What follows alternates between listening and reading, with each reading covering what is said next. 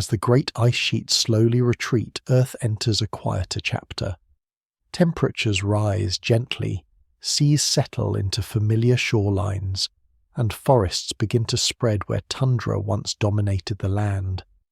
This is the Holocene, a time of warming climates, longer, growing seasons, and increasingly stable rhythms of wind, rain, and sunlight.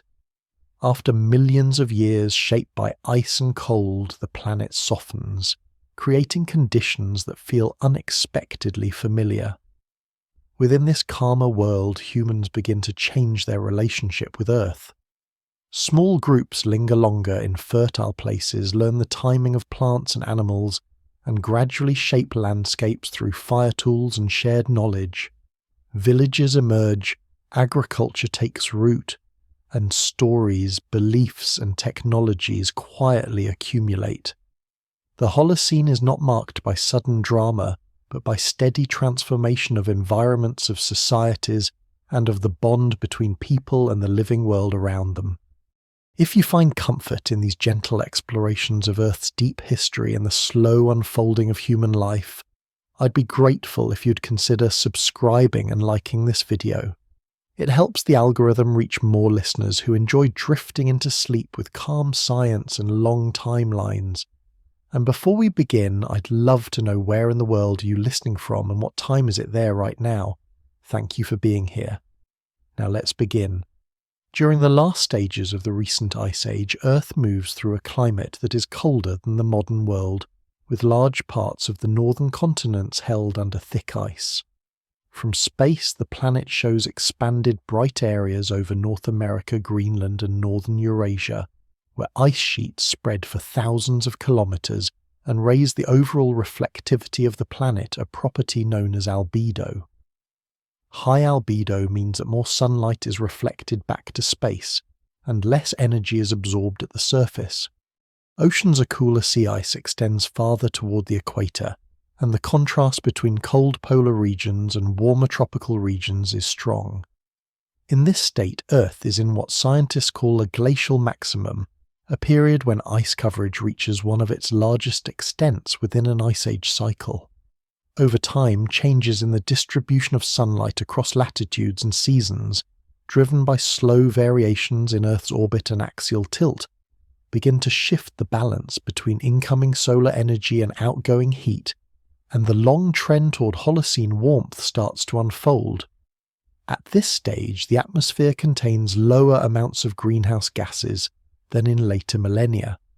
Carbon dioxide, a gas that traps heat by absorbing and re-emitting infrared radiation, is present in amounts of roughly 180 parts per million, as measured today in tiny air bubbles preserved in polar ice cores. Methane, another important greenhouse gas that comes from wetlands, wild ruminant animals and other natural sources, is also at lower levels. With fewer greenhouse gases, the insulating effect of the atmosphere is weaker, and global average surface temperature is several degrees Celsius cooler than in the later Holocene. Winds that circle the planet are influenced by the strong temperature contrasts, leading to vigorous storm tracks in the mid-latitudes and regional patterns of dryness and cold that help maintain the expanded ice sheets on land. The great ice masses push down the crust beneath them, and their sheer weight reshapes the solid Earth. Beneath the North American and Fennoscandian ice sheets, the lithosphere is pressed downward by hundreds of meters, while regions beyond the ice margins arch upward. This slow bending of the crust and underlying mantle, a process known as isostatic adjustment, changes regional elevations and influences where rivers flow and where shallow seas can form.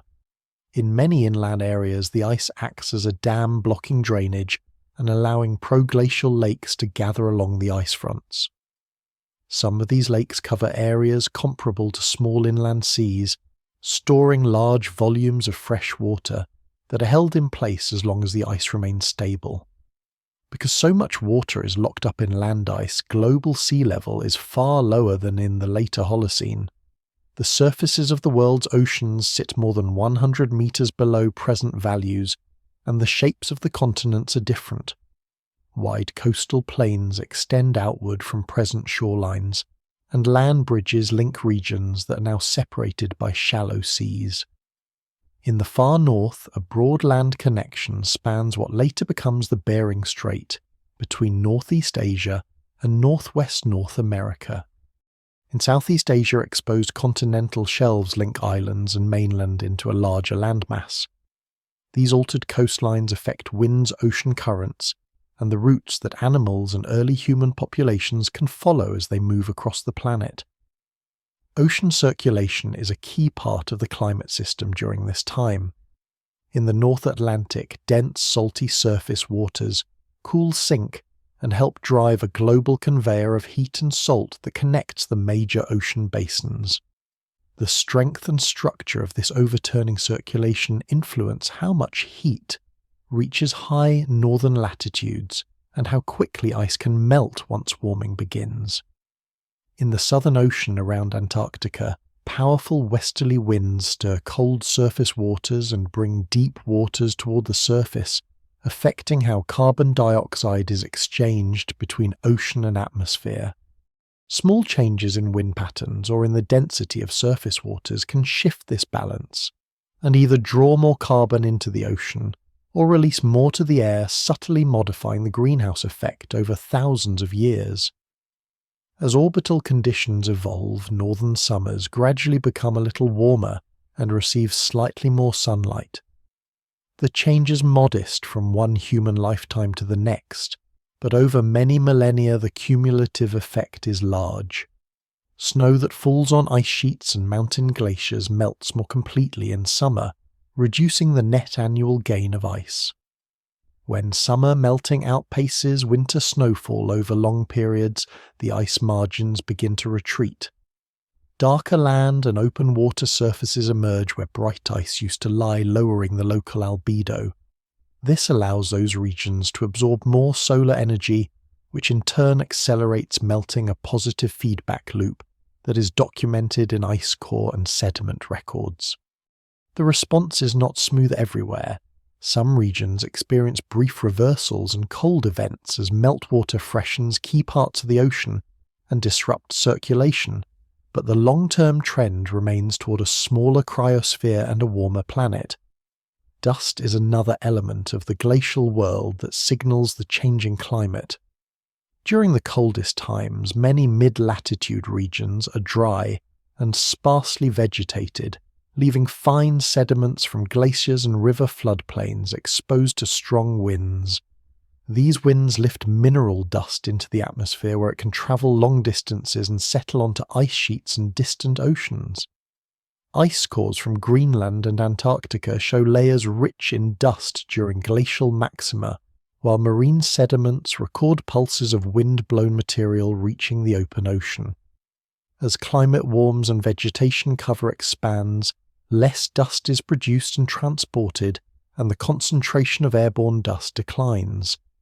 This change influences how much sunlight is scattered back to space, and how much reaches the surface. Volcanic activity also interacts with the climate system during this period. Large explosive eruptions inject ash and sulfur, bearing gases into the stratosphere, where they can form fine sulfate particles that reflect sunlight and temporarily cool the surface. These events are short-lived compared with the slow orbital cycles, but they can imprint noticeable cold intervals in regional climate records. Over longer spans, volcanoes release carbon dioxide from Earth's interior, contributing to the background level of greenhouse gases in the atmosphere. The balance between these short-term cooling effects and long-term greenhouse gas inputs is complex, and researchers reconstruct it using multiple lines of evidence from rock layers, ice cores, and geologic mapping. Throughout this time, the cryosphere, a term that refers to all frozen parts of the Earth system, remains a dominant feature of the planet. Ice sheets extend over much of northern North America and northern Europe. Mountain glaciers reach into valleys at lower elevations on many ranges, including the Alps, the Rockies, and the Himalayas. Sea ice forms thick multi-year cover over the Arctic Ocean and surrounds Antarctica with a seasonal fringe that expands in winter and retreats in summer. permafrost or ground that stays frozen for at least 2 consecutive years, occupies large regions of the high-latitude continents. These frozen components store water-influenced local and regional climates and act as long-term archives of past atmospheric and environmental conditions. The chemical composition of trapped air in polar ice and the ratios of stable isotopes of oxygen and hydrogen in the ice itself provide a detailed record of temperature and atmospheric change through this interval. Scientists extract long cylinders of ice from deep beneath the surface and read them as layered climate archives. Variations in isotope ratios track shifts between colder and warmer periods, while changes in greenhouse gas concentrations show how carbon dioxide and methane rise and fall in step with glacial and interglacial phases. These records indicate that the transition from the last glacial maximum toward the Holocene is not a sudden jump but a staged process, with steps, pauses and regional differences across the globe. By combining ice core data with marine sediments, lake deposits, and fossil pollen from ancient soils, researchers build a global picture of how the Earth system moves from a cold high ice state toward the more temperate conditions that define the Holocene. As the long glacial period gives way to a warmer phase, changes in the atmosphere, and oceans work together to push Earth toward the Holocene. The atmosphere thickens slightly with greenhouse gases as carbon dioxide and methane rise from their glacial lows. This rise comes from several linked processes. As oceans warm, their ability to hold dissolved carbon dioxide is reduced, and some of the gas that has been stored in deep waters over thousands of years begins to move back into the air.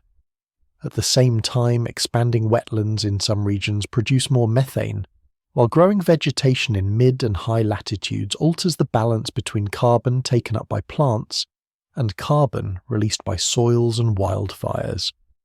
Ice cores from Antarctica show that greenhouse gas concentrations increase in a staggered pattern, with short pauses and faster rises, but the overall direction is upward. This strengthens the greenhouse effect and allows more of the outgoing heat radiation from the surface to be trapped in the lower atmosphere, raising global average temperatures by several degrees Celsius between the coldest glacial conditions and the early Holocene climate. In the troposphere, the lowest layer of the atmosphere where most weather takes place, temperature patterns adjust as ice retreats.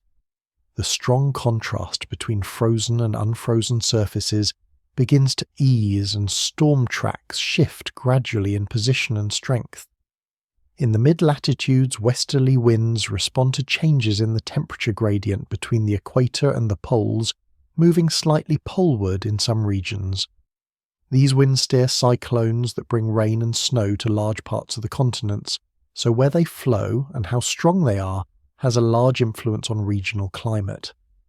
The jet stream's fast-flowing ribbons of air high in the troposphere also creep poleward as the planet warms, altering the paths of storms and the distribution of high and low pressure zones. This redistribution of atmospheric circulation controls where moisture is delivered, which affects both the shrinking of ice sheets and the spread of vegetation. Higher greenhouse gas levels also influence the vertical temperature structure of the atmosphere. The lower layers warm, while the stratosphere, the layer above the troposphere, tends to cool as more heat is held below. This shift in vertical temperature gradients can affect the formation of high clouds and the chemical reactions that take place in the upper atmosphere. Over time, these changes feed back on the circulation of winds and the patterns of temperature at the surface. In the high latitudes, warming reduces the area of sea ice, especially in summer, exposing darker ocean waters that absorb more sunlight. This amplifies local warming in a process known as Arctic amplification. It leads to longer open water seasons, thinner sea ice cover, and a change in the timing of freeze-up and melt. These shifts in turn influence the exchange of heat, moisture, and gases between the ocean and the atmosphere.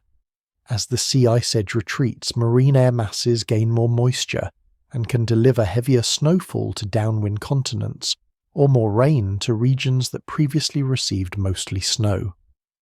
Oceans respond more slowly than the atmosphere, but their changes are crucial. Surface waters in the tropics take up additional heat from the increased solar absorption and the strengthened greenhouse effect. This heat is transported by currents toward higher latitudes. In the Atlantic, a system of currents, often called the Atlantic Meridional Overturning Circulation, continues to carry warm, salty waters northward near the surface, where they release heat to the atmosphere and then sink as they cool. In the southern hemisphere, winds around Antarctica help draw up deep waters that have been isolated from the surface for centuries or longer. These deep waters are rich in dissolved carbon dioxide, and when they reach the surface they can release some of this gas back to the atmosphere. As wind patterns and sea ice cover change the balance between carbon uptake and release in these regions, shifts contributing to the overall rise of greenhouse gases that drive further warming. The warming air and oceans increase the temperature at the base and surface of glaciers and ice sheets. Along coastal margins where ice rests on bedrock below sea level, warmer ocean waters infiltrate fjords and ice shelf cavities, melting ice from beneath. On land, warmer summer air temperatures increase surface melting. Meltwater collects in ponds and lakes on ice sheet surfaces and can drain through crevasses to the base of the ice, lubricating the contact with rock and allowing ice to flow more quickly toward the sea. Radar and geological evidence from modern analogues help scientists understand how these processes likely operated as the last ice age ended. The result is an acceleration of ice loss and a steady input of fresh meltwater into the oceans. As ice sheets shrink and mountain glaciers retreat, the total volume of water stored on land decreases. Over several thousand years, global sea level rises by more than 100 meters. This rise is not uniform in time or space. Some intervals see faster pulses of sea level increase, corresponding to episodes of rapid ice sheet collapse or meltwater discharge known as meltwater pulses. Regional sea levels differ from the global average because of changes in Earth's gravity field, crustal deformation and the redistribution of water masses. A large ice sheet not only stores water, but also exerts a gravitational pull on nearby ocean water, causing sea level to stand higher along its margins.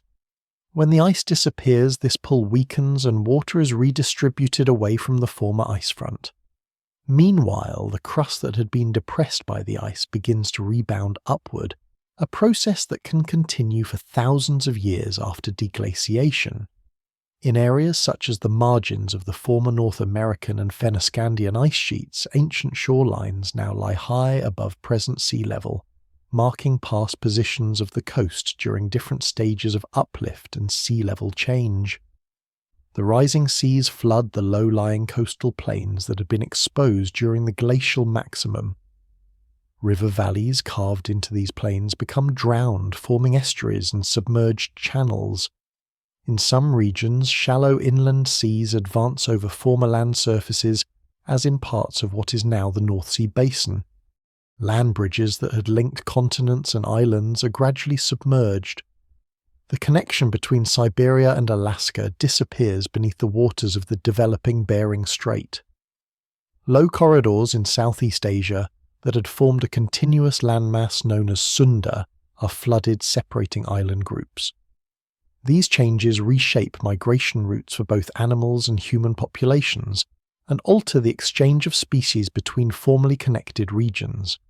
At the same time, coastlines retreat landward along many shores, and new coastal environments such as barrier islands, lagoons, and tidal wetlands develop in response to the changing balance between waves, tides, sediment supply, and rising water. Ocean chemistry responds to both climate change and the influx of fresh water from melting ice. As atmospheric carbon dioxide rises, more of the gas dissolves into the surface ocean, forming carbonic acid and lowering the pH of seawater. This process, known as ocean acidification, affects the balance between dissolved inorganic carbon forms and reduces the saturation state of calcium carbonate minerals used by many marine organisms to build shells and skeletons. In the early Holocene, these chemical shifts occur more slowly than in the industrial era, giving marine ecosystems more time to adjust, but they still influence the distribution and health of corals, shell-forming plankton, and other sensitive groups. Nutrient delivery to the oceans also changes as weathering rates on land respond to warmer, wetter conditions in some catchments.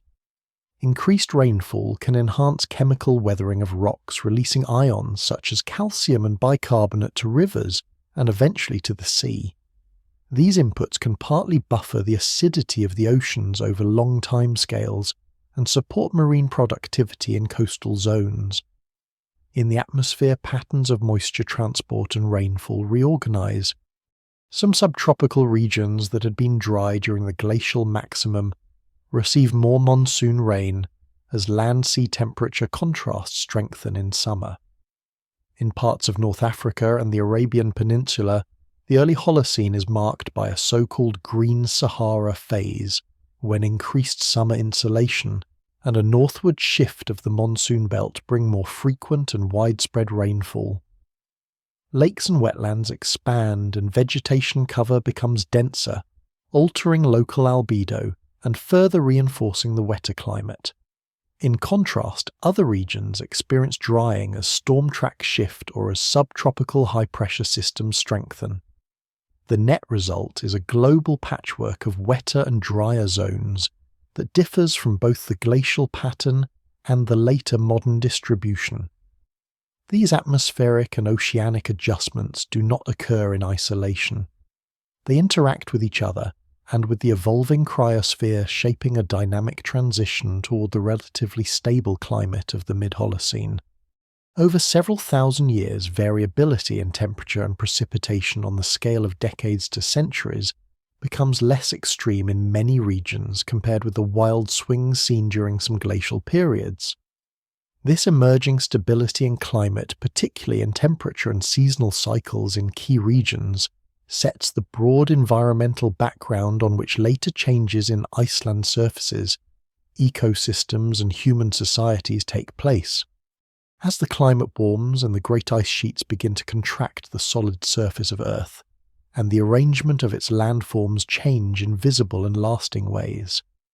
Along the margins of the retreating ice in North America and northern Eurasia, broad zones of rock and debris that were once hidden beneath the ice emerge into the light.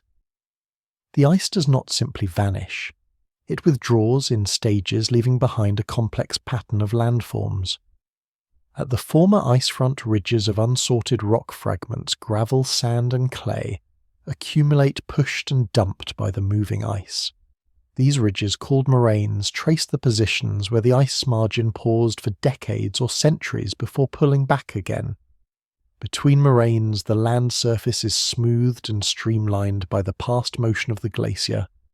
Low elongated hills of till known as drumlins point in the direction of former ice flow, while sinuous ridges of sand and gravel mark the channels where meltwater once flowed within and beneath the ice sheet. These features, called eskers, meander across the landscape like frozen records of subglacial rivers. Their presence reveals that the ice was not a simple block, but a dynamic body with channels, cavities, and varied flow. At the same time, large lakes develop at the edges of the vanishing ice sheets. Blocks of ice that once dammed valleys melt more slowly than the surrounding ice, holding water in place for centuries. In low basins between moraines and uplifted bedrock highs, meltwater pools in expansive proglacial lakes. Some of these lakes, such as those in the region that later becomes the North American Great Lakes, occupy depressions carved into the bedrock by the erosive force of ice and its load of rock fragments. Others fill broad plains of glacial sediments. These lakes can be deep and wide with shorelines that adjust in response to the uneven uplift of the land as the weight of the ice is removed.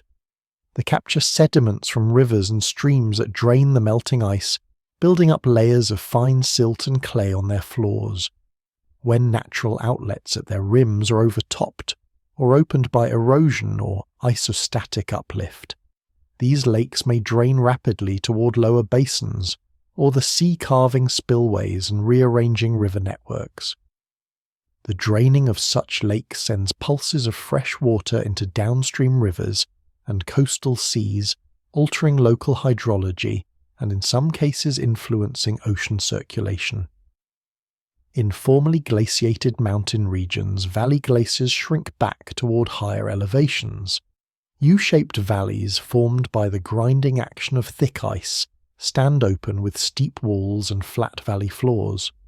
Smaller glaciers remain in shaded cirques near summits, while many lower-hanging glaciers disappear entirely.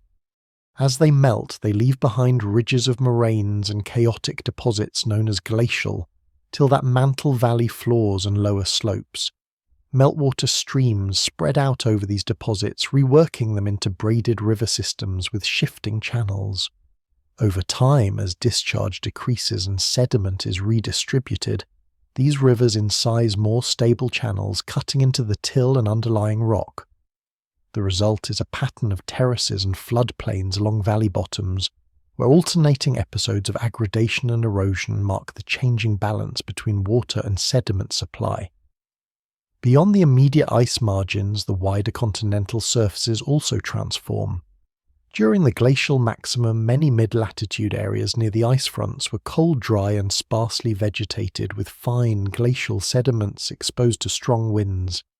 These winds carried dust over long distances, depositing thick blankets of silt known as loess on downwind plains. As the climate warms, snowfall decreases in some of these regions and summers become milder. Vegetation cover thickens, binding the previously bare surfaces and reducing the production and transport of dust. The loose mantles that formed during the colder period are gradually stabilized by grasses, shrubs, and later forests. Within these deposits, soil-forming processes begin to act more rapidly.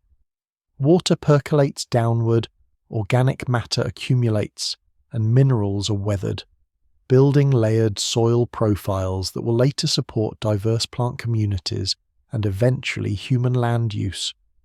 In high-latitude lowlands where permafrost had extended far south, during the peak of the Ice Age, warming air and ground temperatures begin to thaw frozen ground. Permafrost that once kept water locked in ice-rich layers becomes unstable as ice lenses and wedges melt. The loss of this ice volume can cause the ground surface to subside and collapse, creating irregular depressions, small lakes and hummocky terrain known as thermocast. These features alter local drainage and the distribution of wetlands. Where surface water persists in shallow basins, peat-forming ecosystems may develop accumulating thick layers of partially decomposed plant material that store carbon and water. In other places, enhanced drainage through thawed ground can dry the surface, allowing different plant communities to establish. The interplay between thawing permafrost surface water and vegetation sets up feedbacks that can either slow or accelerate further thaw, depending on the local balance between insulation from plant cover and heat absorption by open water and dark soils. On the exposed coastal plains that were laid bare during the glacial sea level low stand, the story is different. Many of these plains are now progressively drowned by the rising seas described earlier, but before they are fully submerged, they pass through a phase of active reshaping. Rivers that once flowed across these plains to the shelf edge adjust to the encroaching shoreline. Their lower courses become estuaries where fresh water and incoming tides mix.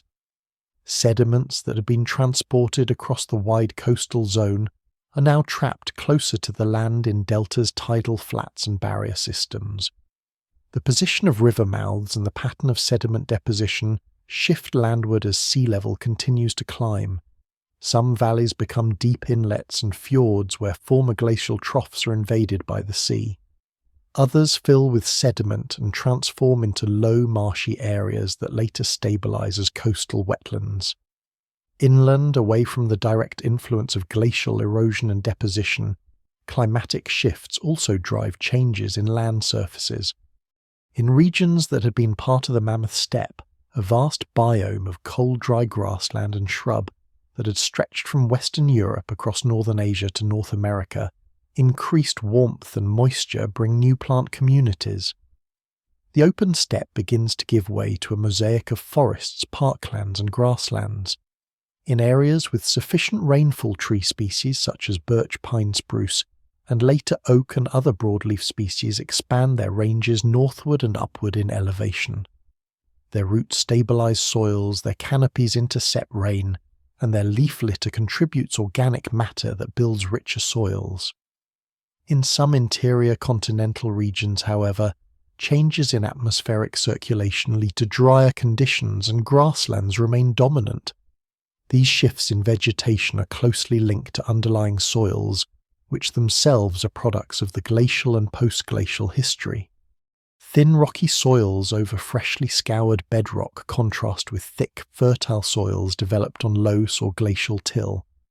Over thousands of years, physical weathering from freeze-thaw cycles, chemical weathering from weak acids in rainwater, and soil solutions and biological activity from roots and soil organisms combine to transform mineral particles into complex soil profiles with distinct horizons.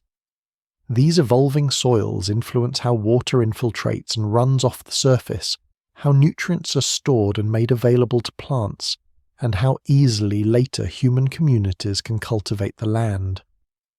River systems across the mid and high latitudes respond to the new conditions imposed by melting ice and changing precipitation regimes. Channels that had been choked with glacial sediments during periods of intense meltwater flow gradually clear as discharge becomes more seasonally regular. Floods still occur, but the frequency and magnitude of extreme meltwater pulses diminish as the ice reservoirs shrink. In some basins, formerly integrated drainage networks that were blocked or diverted by ice are reconnected. In others, the legacy of glacial deposits and isostatic uplift leaves isolated basins that drain internally to lakes rather than to the sea.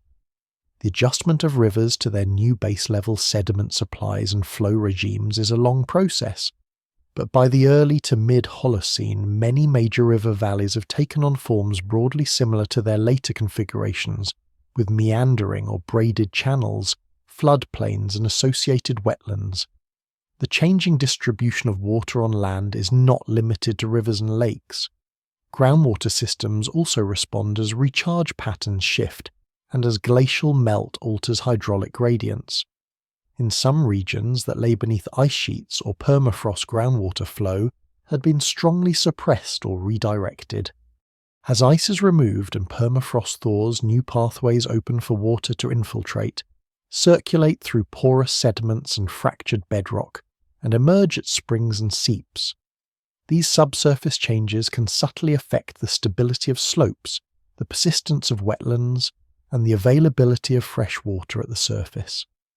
In carbonate rock regions where groundwater slowly dissolves the bedrock, the long-term change in water flow can influence the development of caves and sinkholes, though these processes typically span many thousands of years.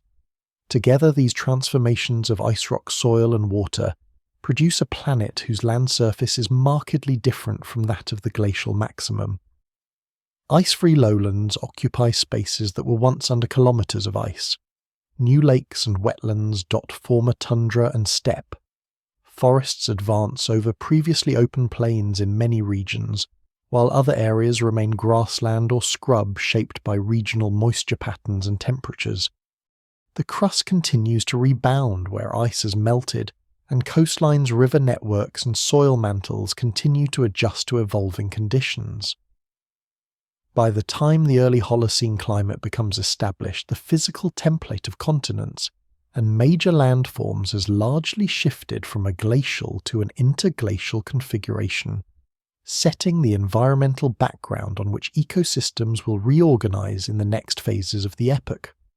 As ice retreats and climates warm toward the Holocene, the large animals that dominated the late glacial world face a combination of stresses that many cannot survive. Scientists use the term megafauna for the biggest land animals, usually those heavier than about 50 kilograms. These include mammoths, mastodons, giant ground sloths, huge kangaroos, and other marsupials in Australia, large flightless birds on islands, and powerful predators such as saber-toothed cats and giant hyenas. At the end of the Pleistocene, these animals still occupy many regions shaped by millions of years of evolution, in colder, more seasonal climates on landscapes, with open, steppe-sparse trees and wide corridors for migration. The transition to the Holocene does not erase them instantly, but it alters almost every part of the physical and biological environment that had supported them. Climate is one major driver of this change. As average temperatures rise by several degrees Celsius from glacial to interglacial conditions, the distribution of plant communities shifts rapidly in geological terms. In Eurasia, the vast mammoth steppe, which once stretched from the Iberian Peninsula to eastern Siberia, contracts and fragments. This biome had been dominated by hardy grasses, sedges, herbs and low shrubs, adapted to cold, dry and windy conditions. It supported enormous herds of grazing and browsing animals, such as woolly mammoths, woolly rhinoceroses, wild horses, steppe bison, and the giant deer often called Irish elk. With warming, moisture increases in many parts of this region, and tree lines move northward and to higher elevations. Forests of birch, pine, spruce, and later mixed broadleaf trees replace open steppe over large areas. For animals adapted to long-distance grazing across open land, these new closed canopies and patchy clearings offer less suitable habitat. Plants also change in quality and timing. The grasses and forbs of the steppe give way to forest undergrowth shrubs and leaf litter. The seasonal pattern of plant growth adjusts as growing seasons lengthen, winters moderate and snow cover shortens. Population sizes of large grazers decline where their food sources become less abundant or less accessible, and where movement corridors that once allowed seasonal migrations become blocked by forests, wetlands or complex river networks shaped by deglaciation. In North America, similar processes occur on landscapes emerging from ice. Open tundra and steppe in front of the retreating Laurentide ice sheet gradually shift toward shrubland and forest. Mammoths, ground sloths, horses, camels, and large deer experience shrinking ranges as their food plants decline, and as they are squeezed between retreating ice to the north and expanding forests or human-occupied regions to the south. In some places, the newly formed lakes and wetlands provide refuges for smaller and more flexible species, but for many of the very large herbivores, suitable habitat becomes a moving target that is difficult to track. Climate stress alone does not fully explain the observed pattern of extinctions, however. In many regions, large animal losses coincide closely with the arrival or expansion of Homo sapiens. Stone tools, butchered bones, and kill sites show that humans hunt megafauna both for meat and for raw materials such as hides, bones, and tusks. The timing of human arrival relative to megafaunal declines varies between continents, and there is still active research and discussion about the precise role of hunting, but certain patterns stand out. In Australia, many large marsupial species, giant birds and reptiles disappear within several thousand years of the spread of modern humans across the continent, at a time when climates are changing but not undergoing the most extreme shifts. In the Americas, a wave of extinctions affects mammoths, mastodons, ground sloths, North American horses and camels, giant armadillo relatives known as glyptodonts, and the large stag moose. In many cases, the last dated remains of these animals cluster around the late Pleistocene to early Holocene boundary. In Eurasia and parts of Africa, extinctions are less complete, but many large species still decline or vanish, especially in higher latitudes. Hunting pressure interacts with climate and habitat change in several ways. Large animals typically have slow reproductive rates. They take many years to reach maturity, have few offspring at a time, and invest heavily in each young. This makes them vulnerable to even modest increases in adult mortality. If human hunters target the largest, most visible animals or focus on adult females in herds, population sizes can drop below levels that can be sustained, especially when climate change has already reduced habitat or fragmented groups. Some large predators are affected indirectly when their main prey decline. Saber-toothed cats and some large hyenas, for example, may find fewer large herbivores to hunt. Competition with human hunters who can use coordinated group tactics and tools such as spears and projectile weapons further reduces the opportunities for these predators. When prey numbers fall, predator populations often follow. For some species, contact with humans may also bring new risks from disturbance of breeding grounds, and from direct killing to defend camps or carcasses. In island and isolated settings, the pattern can be especially stark. On Madagascar, giant elephant birds and large sloth lemurs persist into the late Holocene, before disappearing after human arrival and the spread of hunting and habitat disturbance. In New Zealand, large flightless birds known as moa and their predator, the Haast's eagle, vanish within a short time of human settlement. On islands in the North Atlantic and elsewhere, endemic large birds and reptiles are lost as people arrive with new hunting practices and introduce species. These island cases occur later in the Holocene than the initial postglacial extinctions, but they follow the same general pattern of large, slow, reproducing animals that evolved in the absence of intensive human hunting, facing quick population collapse after contact. Some high-latitude refuges do allow megafauna to persist deep into the Holocene. On Wrangel Island off Siberia, and on parts of the Arctic coast, small populations of woolly mammoths survive for several thousand years after the species disappears from mainland Eurasia. Genetic studies suggest that these isolated groups suffer from reduced genetic diversity and the effects of inbreeding, which can increase the frequency of harmful traits and reduce resilience to environmental stress. When storms, resource shortages, or other pressures hit such already vulnerable populations, extinction can follow even without heavy human hunting. In these cases, climate variability and the constraints of small population size interact to end lineages that had survived many previous glacial cycles. The loss of megafauna has wider effects on ecosystems. Large herbivores strongly influence vegetation by grazing, browsing, trampling, and dispersing seeds. They keep some landscapes open by eating saplings that would otherwise grow into dense forest, and they help mix and fertilize soils through dung and physical disturbance. Their disappearance changes the balance between grasses, shrubs, and trees. In regions where large grazers drop out, woody plants may expand, altering fire regimes, albedo, and local climates. In other areas, the loss of large fruit-eating animals reduces the spread of certain tree species, whose seeds depended on passage through large digestive systems. Scavengers and smaller carnivores that once fed on megafaunal carcasses must shift to new food sources or decline. Nutrient flows between ecosystems also change. When large animals move across long distances, they transport nutrients in their bodies and in their dung-linking river valleys, uplands and coastal areas. With fewer large migrants, these nutrient connections weaken. River floodplains may receive less organic input from animal movements, while coastal systems that once benefited from carcasses washed down from inland herds see altered food webs. In the oceans, similar patterns occur when large marine mammals are hunted heavily in later periods, but in the early Holocene, land-based changes dominate the story. Scientists reconstruct these ecological impacts by combining several kinds of evidence.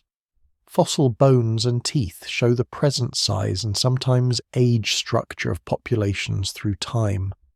Cut marks and breakage patterns on bones reveal when humans processed carcasses. Pollen grains and plant macrofossils preserved in lake sediments and peat cores record shifts in vegetation before, during, and after megafaunal declines. Stable isotopes in bones and tooth enamel indicate what kinds of plants the animals ate and how their diets changed as environment shifted. By aligning these records with dated layers, researchers can see whether vegetation change leads or lags megafaunal decline in different regions, and how human arrival fits into the timing. The picture that emerges is neither a simple climate-only story, nor a pure overhunting story, but rather a combination of environmental and human pressures that play out differently across continents and islands. By the early Holocene, the result is a world with fewer very large land animals, especially in the higher latitudes and on islands. Africa retains many of its megafauna, likely because large animals and humans there have coexisted and co-evolved for a longer time, allowing animals to develop behaviors that reduce their vulnerability to human hunters, and allowing ecosystems to adjust over many glacial cycles. In contrast, regions that humans reach later show more abrupt losses. This new configuration of animal life sets the stage for the ecosystems that early Holocene hunter-gatherer communities encounter and use. With mammoths, giant sloths, and many other large species gone, or greatly reduced, the dominant herbivores in many temperate regions now include deer, bison, wild cattle or aurochs, and smaller antelope or wild pigs, while wolves, bears, lynx, and other medium-sized carnivores occupy many predator roles. These communities will interact with expanding forests, changing wetlands and newly formed soils in ways that shape the environments in which human groups live, move, and eventually begin to experiment with new ways of securing food as the Holocene epoch unfolds. As the Holocene begins to stabilize, the emerging climate provides new frameworks for ecosystems on land and in fresh waters, and hunter-gatherer groups adjust their movements and practices within these changing environments. In many temperate regions of the Northern Hemisphere, vegetation follows a broad pattern of succession. Soon after ice retreats or permafrost thaws, pioneer species such as shrubs, grasses, and hardy herbs take root in young soils. Over centuries, these are followed by more shade-tolerant and longer-lived tree species. Pollen preserved in lake sediments records these shifts as layers rich in different plant types. Early Holocene cores from Western and Central Europe, for example, show sequences where birch and pine are gradually joined and partly replaced by hazel elm oak and other broadleaf trees, as temperatures rise and moisture patterns become more favourable for closed canopy woodland. Similar progressions occur in parts of North America and East Asia, with regional differences depending on latitude rainfall and local soils. In some areas, coniferous forests with spruce fir and pine dominate. In others, mixed forests form mosaics with clearings, wetlands, and river corridors. Farther north, tundra and open shrubland remain, but the boundary between forest and treeless land known as the tree line shifts poleward and upward in elevation. This movement allows forest-associated animals to expand their ranges and changes the habitats available for grazing and browsing species that prefer open ground. In the tropics, the early Holocene often brings more humid conditions to some continental interiors and monsoon regions. Rainforests, savannas, and seasonal woodlands respond to these moisture changes. In Africa, for instance, the belt of higher rainfall moves northward during the early to mid-Holocene, allowing grassland, shrubs, and trees to spread into areas that are now much drier. Lakes expand in basins across what is today the Sahara and Sahel. Sediment cores and ancient shorelines show that many of these lakes reach their maximum extents during this time before later contracting. In South and Southeast Asia, monsoon rains also intensify in early Holocene phases, supporting dense tropical and subtropical vegetation in many lowland and coastal areas. In the Americas, from the Amazon basin to the temperate forests of the North Plant, communities reorganize as temperature and rainfall patterns shift away from glacial conditions. Wetlands and peatlands develop in northern latitudes where slow decomposition in waterlogged soils allows organic matter to accumulate. On every continent, these evolving ecosystems provide the backdrop for human groups who continue to rely on wild resources for food materials and energy. Hunter-gatherer societies in the early Holocene occupy a wide range of ecological settings. Along coasts newly shaped by rising seas groups take advantage of estuaries, tidal flats and rich nearshore waters. Shell middens, which are accumulations of discarded shells, fish bones and other food, remains mark places where people repeatedly harvest shellfish, fish and marine mammals. The stable productivity of coastal ecosystems fueled by nutrient inputs from rivers and upwelling currents offers reliable food sources that can support relatively dense populations in some regions. Inland along rivers and lakes, other groups focus on freshwater fish, waterfowl and aquatic plants, as well as the animals and plants of surrounding floodplains and uplands. The seasonal and annual variation of water level shapes when and where these resources are most accessible. In forests and woodlands, early Holocene hunter-gatherers track game animals such as deer, wild boar, elk, and smaller mammals while also gathering fruits, nuts, seeds, roots, and leafy greens. In open grasslands and savannas, groups may range over larger territories to follow herds of antelope, wild cattle, or other grazing animals, combining big game hunting with the collection of wild grains and other plants. In tundra and high mountain zones where growing seasons are short and tree cover is absent or sparse, people focus more heavily on migratory herd animals, cold-adapted plants, and where possible fish and marine resources. These diverse strategies share common features: mobility, detailed knowledge of local environments, and flexible responses to seasonal changes. Seasonal movement, sometimes called a seasonal round, is a key element of many early Holocene lifeways. Rather than moving randomly, groups follow predictable patterns that match the timing of resource availability. In spring, they may converge on river mouths or wetlands to exploit fish runs and nesting birds. In summer, they move into higher elevations or more distant hunting grounds where plant foods ripen and animals gather. Autumn often brings returns to areas rich in nut seeds or migratory game, allowing people to build food stores for the leaner months. Winter camps may be located in sheltered valleys or coastal areas where access to stored food, fuel wood, and more constant resources such as fish or marine mammals can support communities through cold or dry seasons. Archaeological sites from the early Holocene show evidence of these patterns in the remains of animals and plants, in the locations of camps, and in the types of tools left behind. Tools and technologies in early Holocene hunter-gatherer societies are closely tied to the materials available in local environments. Stone remains a fundamental resource for cutting, scraping, piercing, and woodworking tools.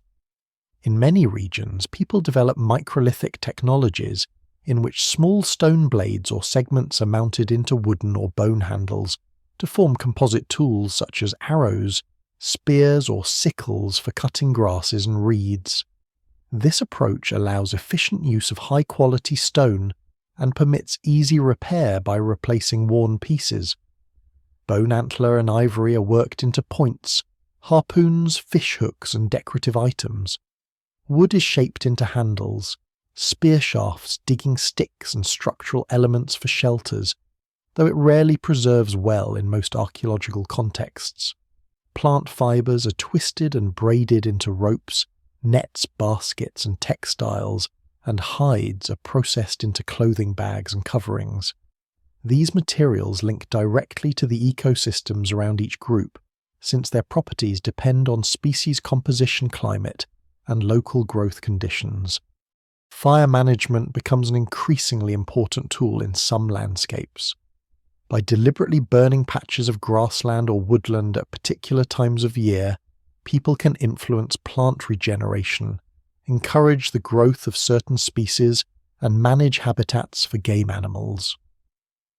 Evidence for anthropogenic burning in the early Holocene comes from charcoal layers in sediment cores and from patterns of vegetation that suggest more frequent fires than would be expected from lightning alone. In some regions, regular low-intensity burns help maintain open environments within otherwise forested zones, supporting a mix of grasses and shrubs that favour particular animals and plants used by human groups. In other areas, fire is used more locally to clear undergrowth drive game or improve travel and visibility. These practices combined with hunting and gathering mean that even societies without agriculture play active roles in shaping the ecosystems they inhabit. Settlement patterns reflect the interaction between mobility and the advantages of certain locations. Some groups remain highly mobile, using temporary camps that leave only light traces such as hearths, scattered tool fragments, and small pits. Others establish more substantial base camps in places with reliable water, diverse resources, and good shelter. Examples include lakeshore sites, river terraces, and coastal promontories. At some of these locations, archaeologists find remains of semi-permanent structures such as post holes for huts, stone-lined hearths, storage pits, and areas for tool-making and food processing. The presence of these features suggests that while people move seasonally, they may return repeatedly to key places over generations, building up thick archaeological deposits. The density and permanence of settlements vary between regions influenced by resource density, climate stability, and social factors. Social organisation in early Holocene hunter-gatherer groups is inferred from site layouts, burial practices, and patterns of artefacts rather than direct records. Small bands of related individuals likely form the basic units cooperating in hunting, gathering, childcare, and tool production. Networks of interaction between bands and larger groups are visible in the movement of specific stone types, shells, or other materials over long distances, indicating exchange or long-range travel. Such networks help spread innovations, buffer local shortages through sharing or trade, and maintain social ties that may be important in times of stress. Symbolic objects such as ornamented tools, beads, and carved figures also travel along these networks, reflecting shared identities and practices across wide areas. Knowledge of landscapes is central to survival and success. Individuals learn the locations of water sources, seasonal plant patches, animal migration routes, and safe travel corridors, as well as the signs of approaching weather changes. This knowledge is cumulative and often region-specific. As Holocene climates stabilize, the predictability of seasonal patterns increases in many regions compared with some of the abrupt shifts of late glacial times. This stability likely supports more detailed mental maps of environment and more specialized uses of particular niches. However, climate is not completely static, and early Holocene records still show episodes of drought flooding and cooler or warmer intervals that require flexible responses. In some areas, inland hunter-gatherer groups track the gradual drying of formerly wetter zones, such as the shrinking of large lakes in North Africa and Central Asia after their early Holocene high stands. As lake levels fall and surrounding wetlands retreat, people adjust by shifting camps closer to remaining water, diversifying resource use, or moving into new territories. In other regions, such as parts of Northern Europe and North America, the continuing northward spread of forests opens up new hunting and gathering grounds in what had previously been barren or ice-covered areas. Groups expand, ranges split or merge as they explore these newly available landscapes. Throughout the early Holocene, hunter-gatherers also leave marks on the environment in the form of constructed features and modified plants and animals, although at this stage these influences remain modest compared with the later periods. Simple fish weirs made of stones or wood alter local stream flows and fish movements. Repeated harvesting of particular plant stands can favour more productive species. Selective hunting can change the age and sex structures of animal populations. Dogs already domesticated from grey wolf ancestors by the end of the Pleistocene accompany many groups assisting in hunting protection and transport of small loads. Their presence influences both human activities and the behaviour of other animals. By living closely with people, dogs also represent one of the earliest enduring links between human societies and another species within Holocene ecosystems, Together, these elements form a picture of the early Holocene as a time when Earth's post-glacial ecosystems are still settling into their new configurations, and when human groups living by hunting, gathering, and small-scale environmental management fit themselves into a wide variety of habitats. The outer framework is shaped by climate, vegetation, and the distribution of water and landforms. Within this framework, daily practices, tools, and movements align with local conditions to sustain communities whose ways of life are deeply integrated with the living landscapes around them. In the middle and later parts of the early Holocene, a new relationship begins to form between people, plants, soils, and water in several regions of the world. The broad environmental setting is one of more stable climates compared with the wild fluctuations of late glacial times. Temperatures still vary from year to year and decade to decade, but the overall pattern of seasons becomes more regular in many key regions.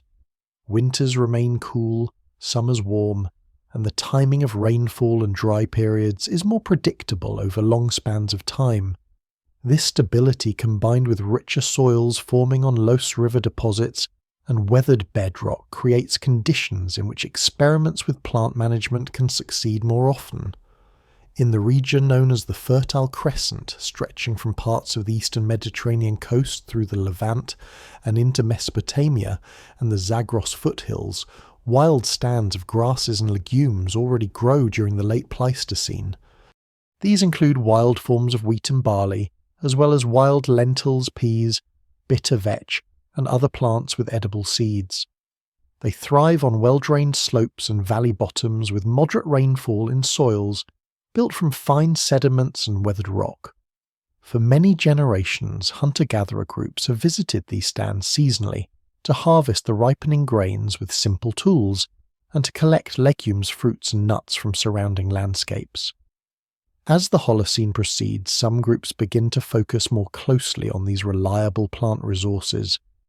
Archaeological sites in the region show dense accumulations of charred seeds, grinding stones with heavy polish, and sickle blades made from small stone segments, inserted into handles, their edges worn smooth and glossy by cutting silica-rich grass stems.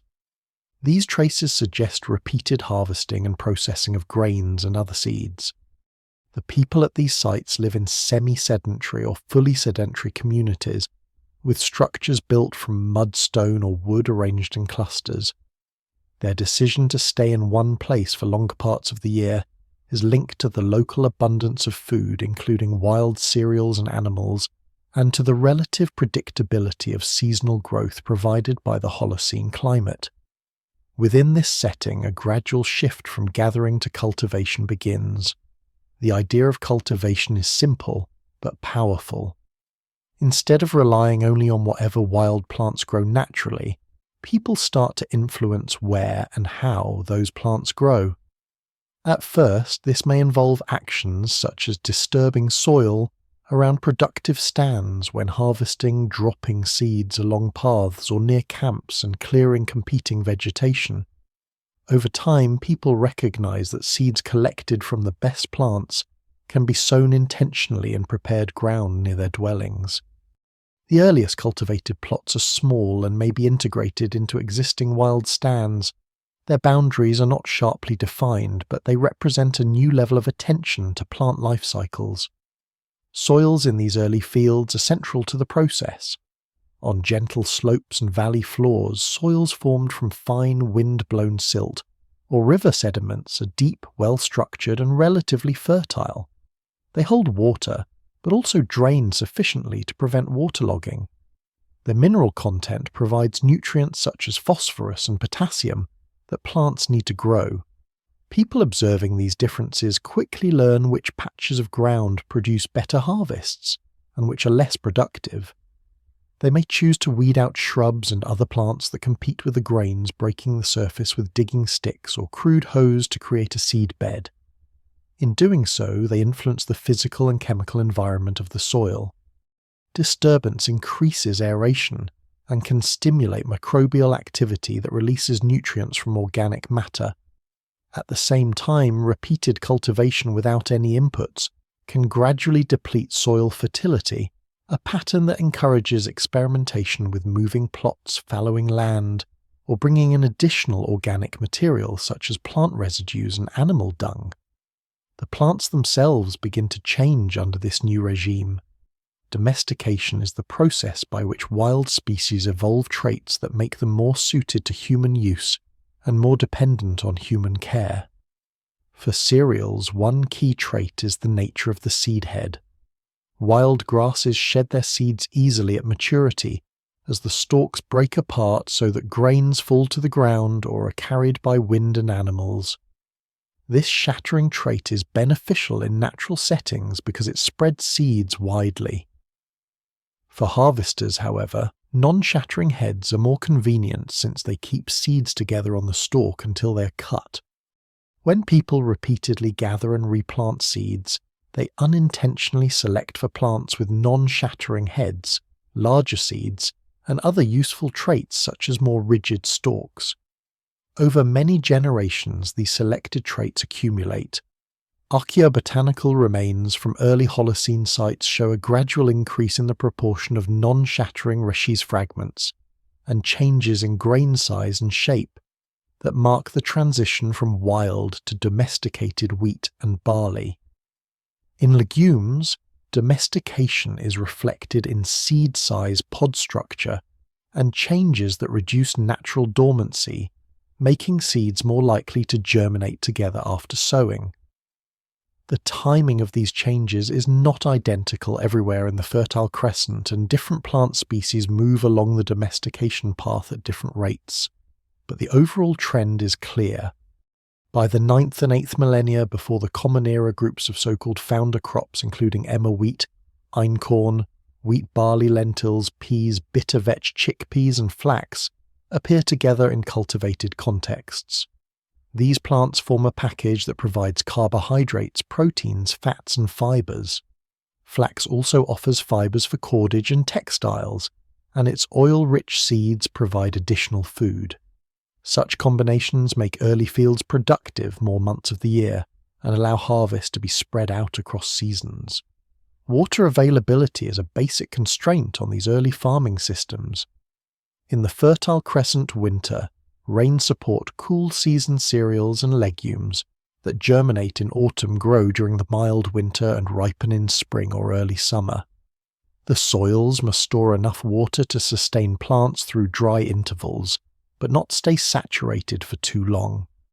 Farmer communities respond by choosing field locations with favourable balances.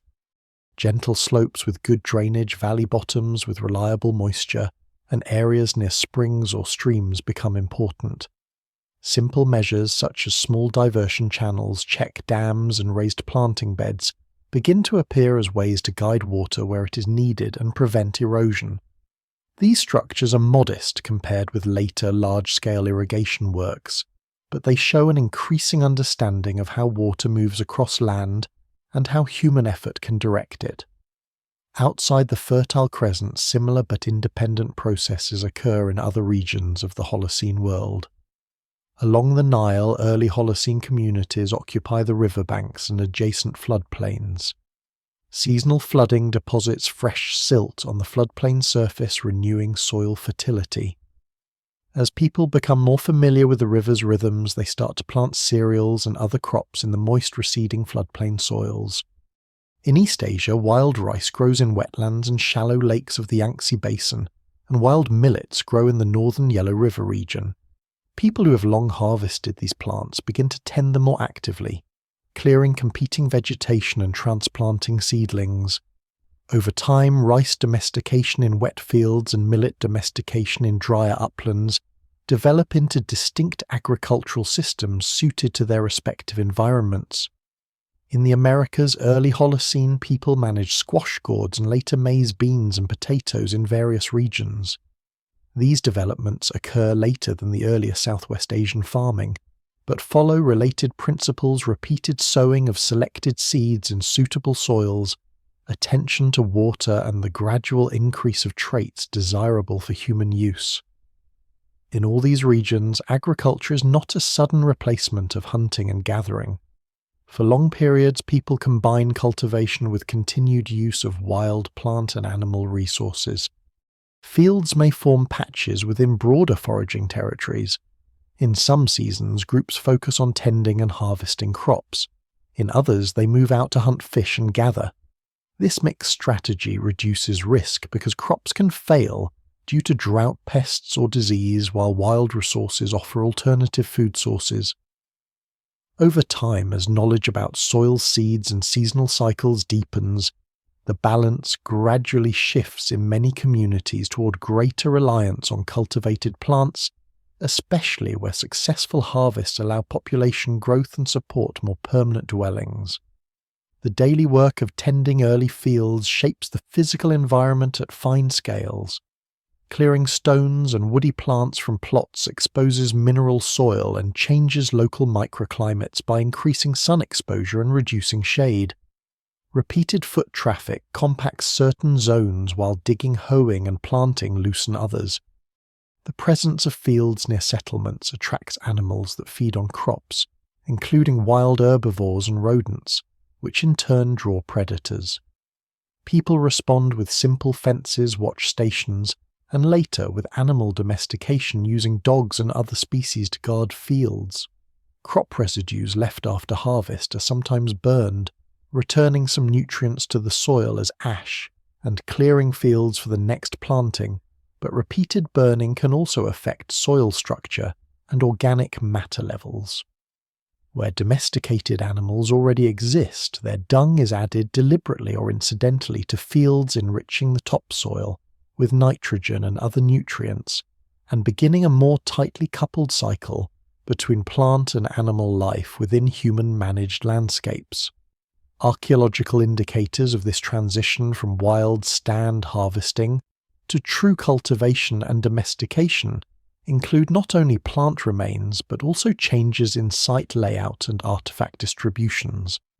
More permanent storage installations such as clay-lined pits, stone-lined silos and baskets, or jars suggest planned surplus. Grindstones become larger and more numerous, reflecting heavier reliance on cereals that require processing.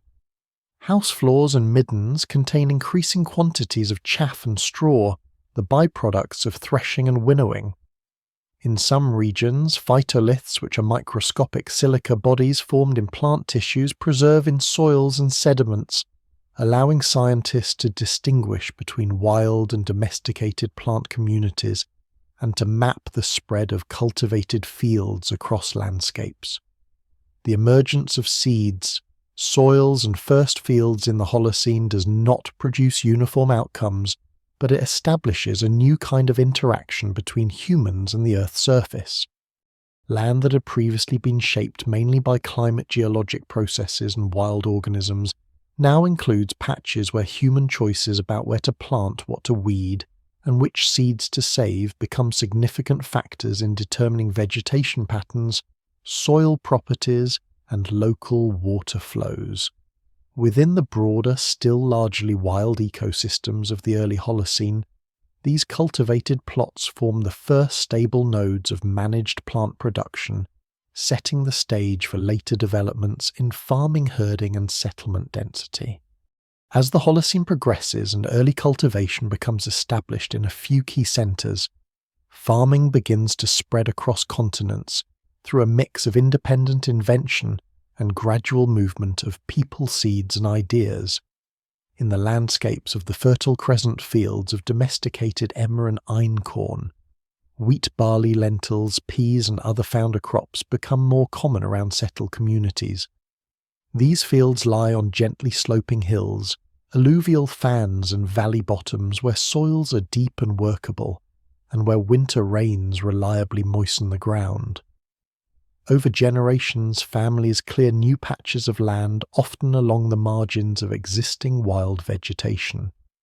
Terraces are cut into slopes to reduce erosion and create flat planting surfaces. Low stone walls and simple ditches help to slow runoff and hold water in the soil. As populations grow in these early farming villages, some groups move outward, taking their crops and cultivation practices with them into neighbouring regions that share roughly similar climates. One pathway leads westward and northward into Anatolia and southeastern Europe.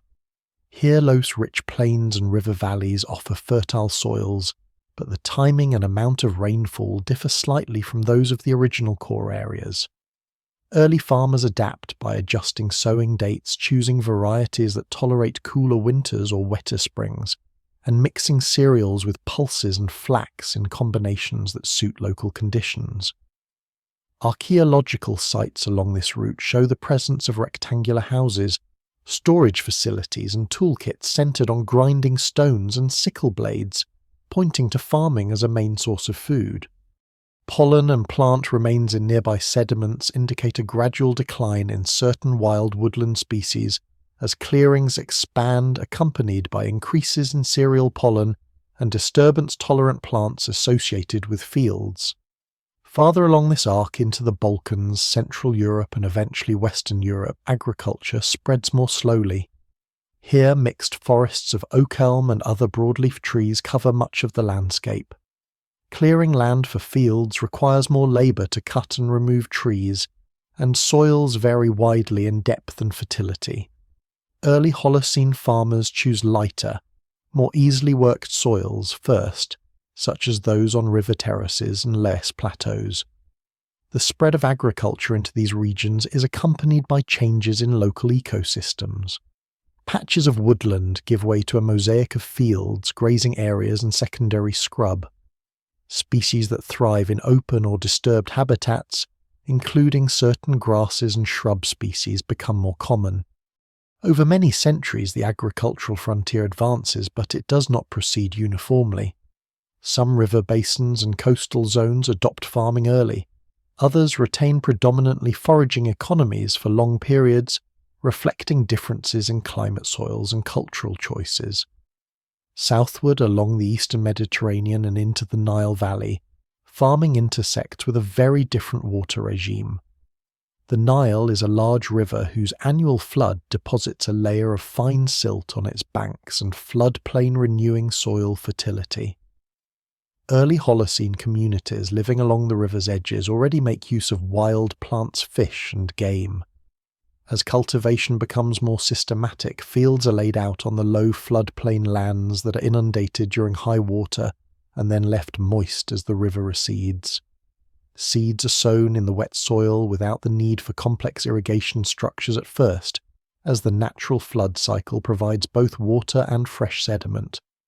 Cereals such as barley and wheat, which likely arrive from Southwest Asian centres, are integrated into local economies alongside native plants and continued fishing and hunting.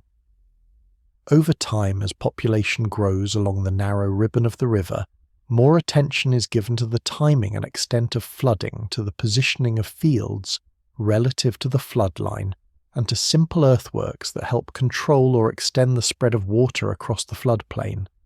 In South Asia, early farming emerges in multiple zones influenced by both imported and indigenous crops.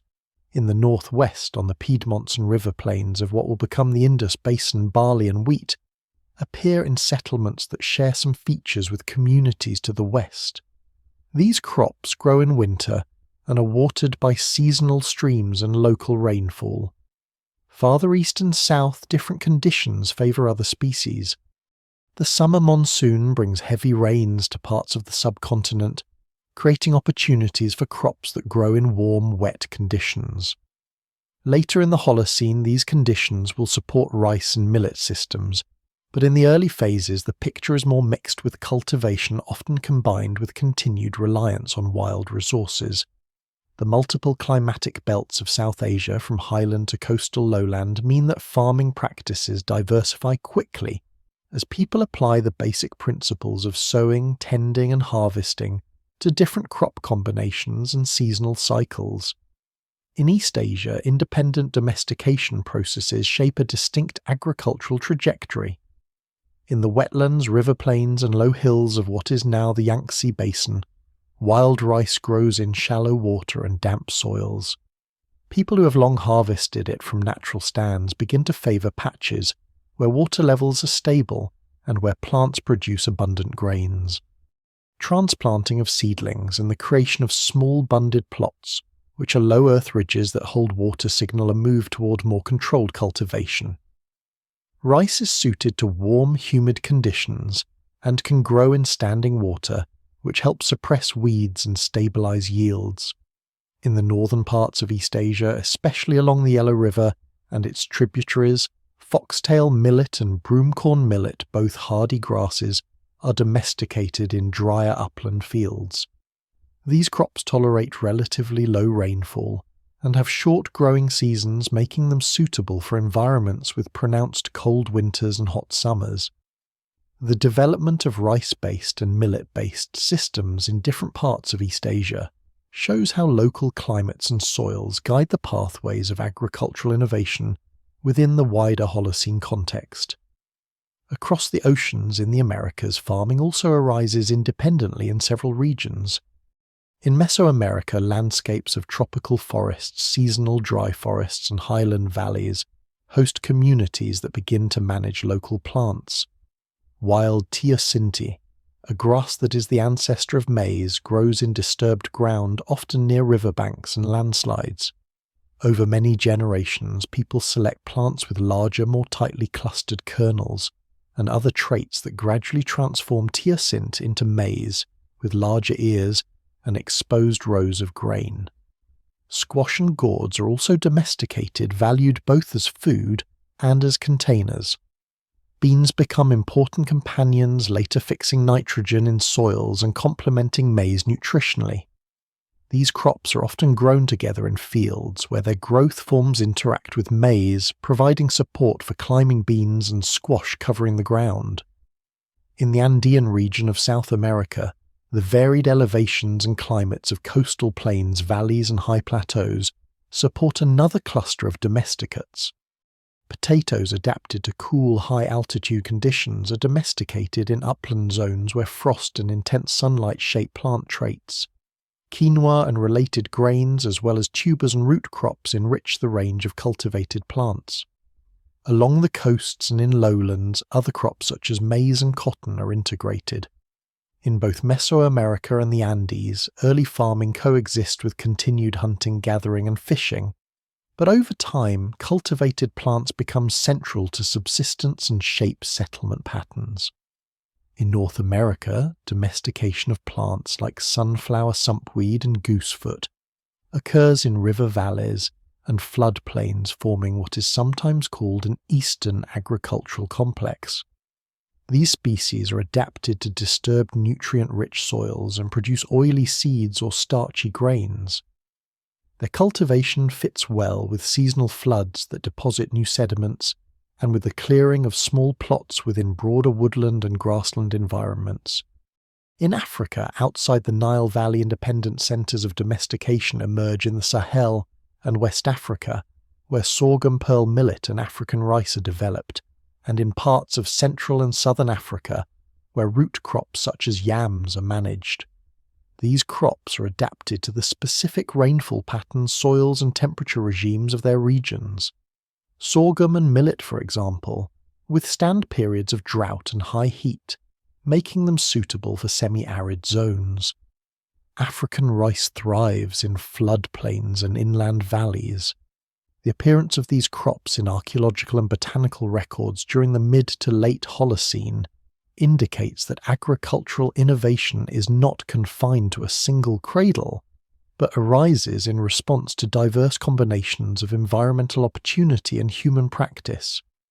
The spread of farming, whether by migration exchange or convergence, has noticeable effects on landscapes beyond the fields themselves. As more land is cleared for cultivation, and as fallow cycles shorten, in some regions forests retract and become more fragmented in certain belts, especially along river valleys and near long-term settlements. Grasslands are converted into managed fields and grazing areas. In some places, repeated cropping without adequate fallow or inputs leads to soil erosion, as rainwater carries fine particles downslope and into streams. Early farmers respond with simple conservation measures such as contour planting, stone lines, and small terraces, but these are local solutions to a broader pattern of human-induced change. At the same time, in many regions, the scale of early Holocene agriculture remains modest compared with the total extent of wild ecosystems, and large tracts of forest, savanna and wetland continue to function outside of cultivated zones. The movement of crops between regions illustrates how human choices interact with environmental constraints. Some species travel easily because their growing requirements match those of new lands. Wheat and barley, for instance, spread relatively quickly across the temperate zone of Eurasia because they are suited to winter rainfall or cool season growth in a range of soil types. Other crops face barriers.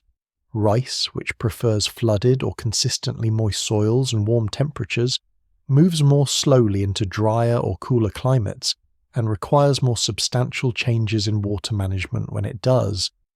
Maize, originally adapted to tropical day length and temperature regimes, needs genetic and cultural adjustments before it can be grown successfully in more temperate zones. These processes of adaptation, selection and adjustment extend over centuries and involve close observation of plant performance by farmers who may not frame their actions in scientific terms, but who develop practical ecological knowledge through experience. Throughout this period, farming does not fully replace hunting and gathering.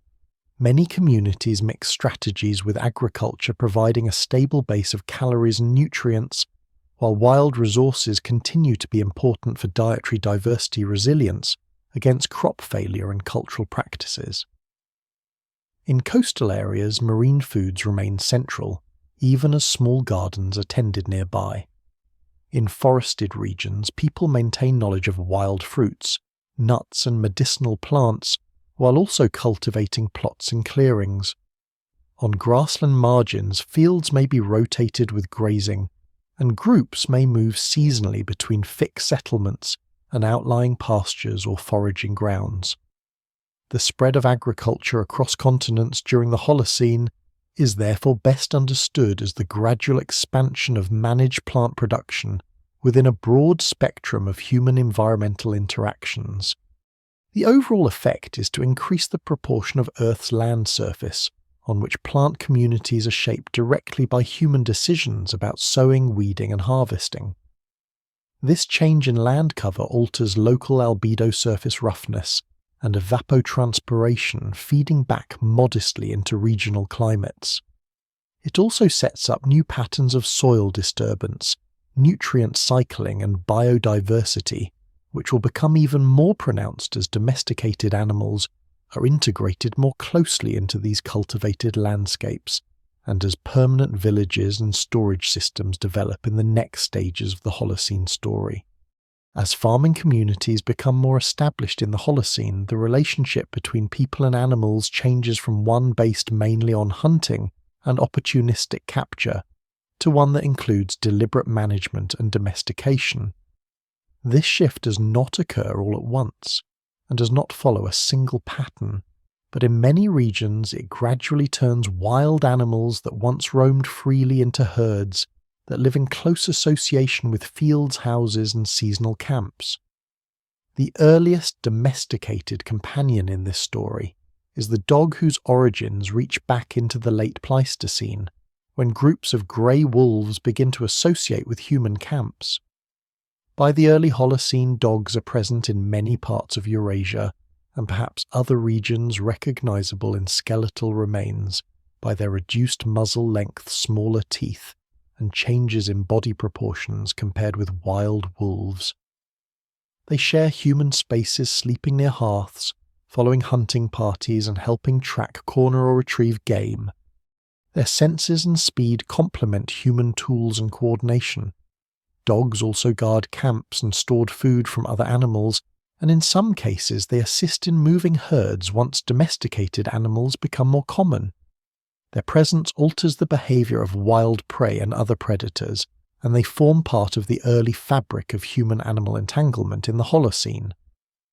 In the uplands and foothills of Southwest Asia, particularly in the Zagros Mountains, and adjacent regions, sheep and goats become some of the first herd animals to be domesticated. Wild sheep and goats are already present in these landscapes at the end of the Ice Age, navigating rocky slopes and feeding on shrubs and grasses. Archaeological sites from the early Holocene show shifts in the age and sex profiles of hunted animals, with more young males and fewer older females being killed, a pattern consistent with selective management of herds rather than purely wild hunting. Over time, people begin to control mating, protect animals from predators, cull surplus males and guide flocks between grazing areas. The animals themselves change under this new regime. Domestic sheep and goats show reduced horn size or altered horn shapes, changes in body size and skeletal traits that reflect different movement and feeding patterns compared with their wild ancestors. In some sheep populations, a thicker, more uniform wool coat gradually replaces the coarse hair and underwool combination of wild forms, making them more suitable for textile production. Goats are valued for milk meat hides and their ability to browse a wide range of plants in steep or dry environments where crops are harder to grow. These early flocks are kept near villages for part of the year and moved to surrounding hills and pastures when conditions are favourable, beginning patterns of seasonal herding that will later be called transhumance. Cattle domestication follows drawing on populations of aurochs, large wild bovines, that once ranged widely across Eurasia and North Africa. Aurochs are powerful animals that inhabit river valleys, wetlands, and forest edges. Their domestication likely begins when people capture young animals or manage wild herds near settlements, gradually selecting for individuals that tolerate human presence and confinement. Domestic cattle bones found at Holocene sites show reductions in overall size, especially in females, and changes in horn shape and limb proportions.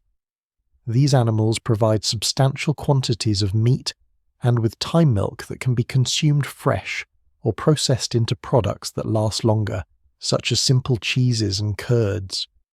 In many regions, cattle also become important as draft animals.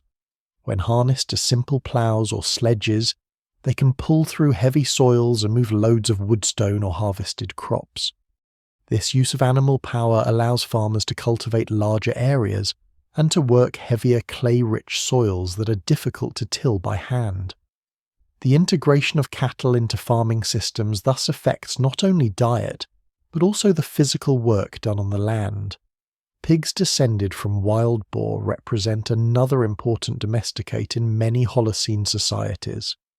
Wild boar are adaptable omnivores that thrive in forests, wetlands, and agricultural landscapes, feeding on roots, tubers, fruits, small animals, and carrion. Early pigs are often kept at the edges of settlements or allowed to roam in nearby woodlands and fields where they forage among tree roots and crop residues. They convert kitchen waste and agricultural byproducts into meat and fat, efficiently recycling organic material that might otherwise attract pests or decay near living areas. Over generations, domestic pigs show changes in snout shape, tooth-wear patterns, and body size. In East Asia, independent domestication of pigs occurs from local wild boar populations, producing similar but regionally distinct domestic forms.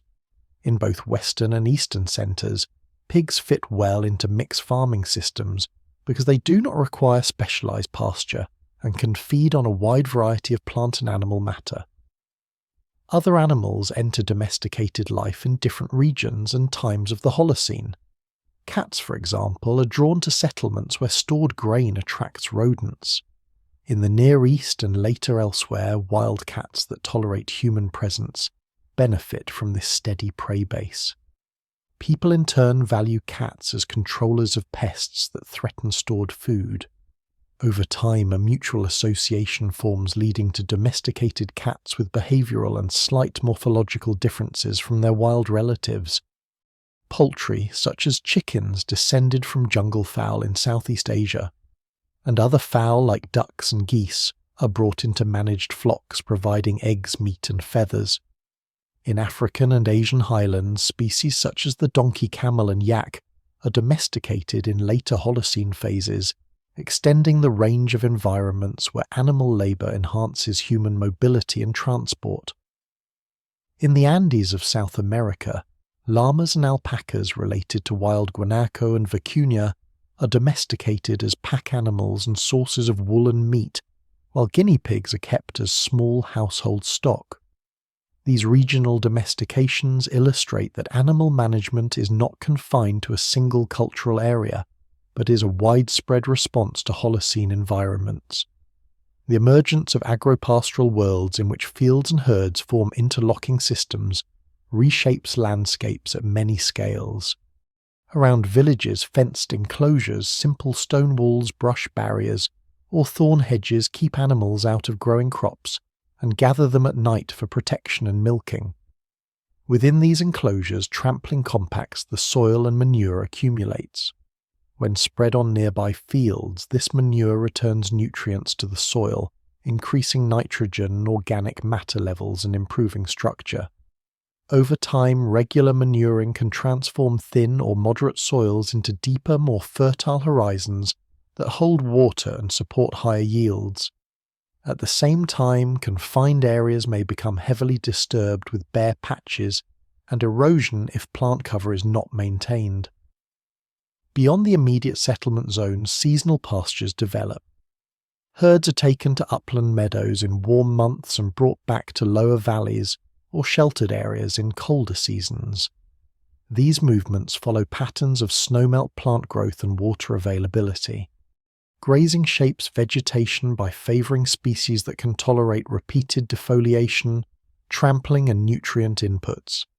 In some regions, moderate grazing maintains open species-rich grasslands that differ from both closed forests and heavily degraded scrub.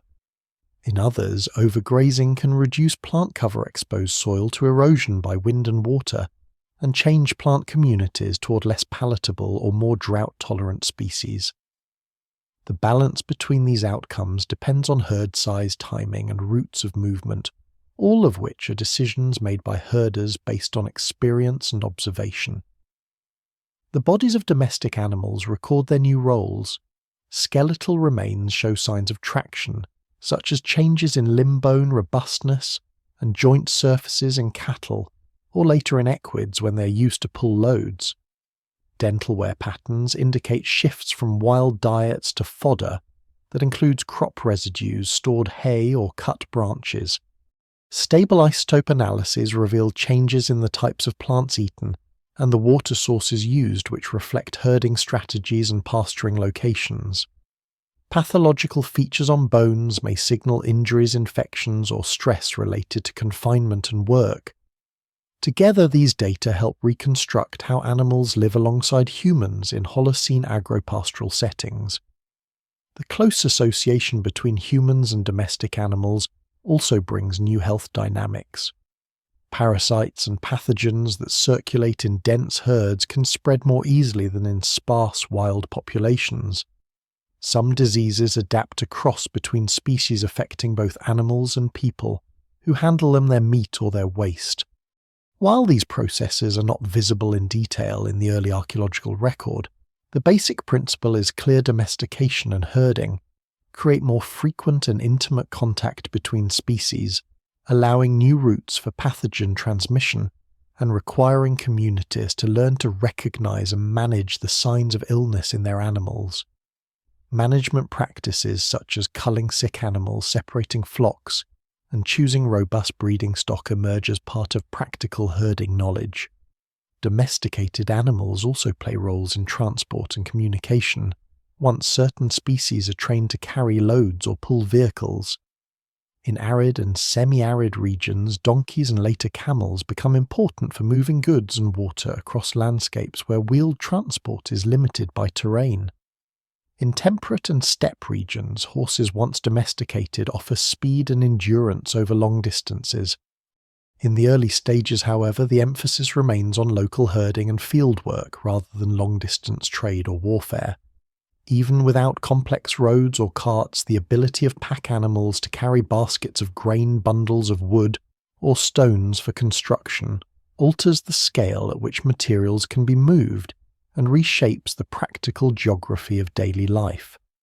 Culturally, herds become more than a simple food source. They represent stores of value that can be grown, traded, and inherited. Decisions about herd composition, breeding, and grazing rights influence social relations within and between communities. Archaeological evidence from burial goods, rock art, and settlement patterns suggest that in many Holocene societies, animals are woven into identity, ritual, and status. Cattle burials, images of horned animals on walls and pottery, and careful placement of animal bones in houses or public spaces indicate symbolic roles linked to practical importance. These expressions, while varied, underline the central place of domestic animals in agropastoral worlds. Across the Holocene, environments influence which domesticated animals can thrive in a given region.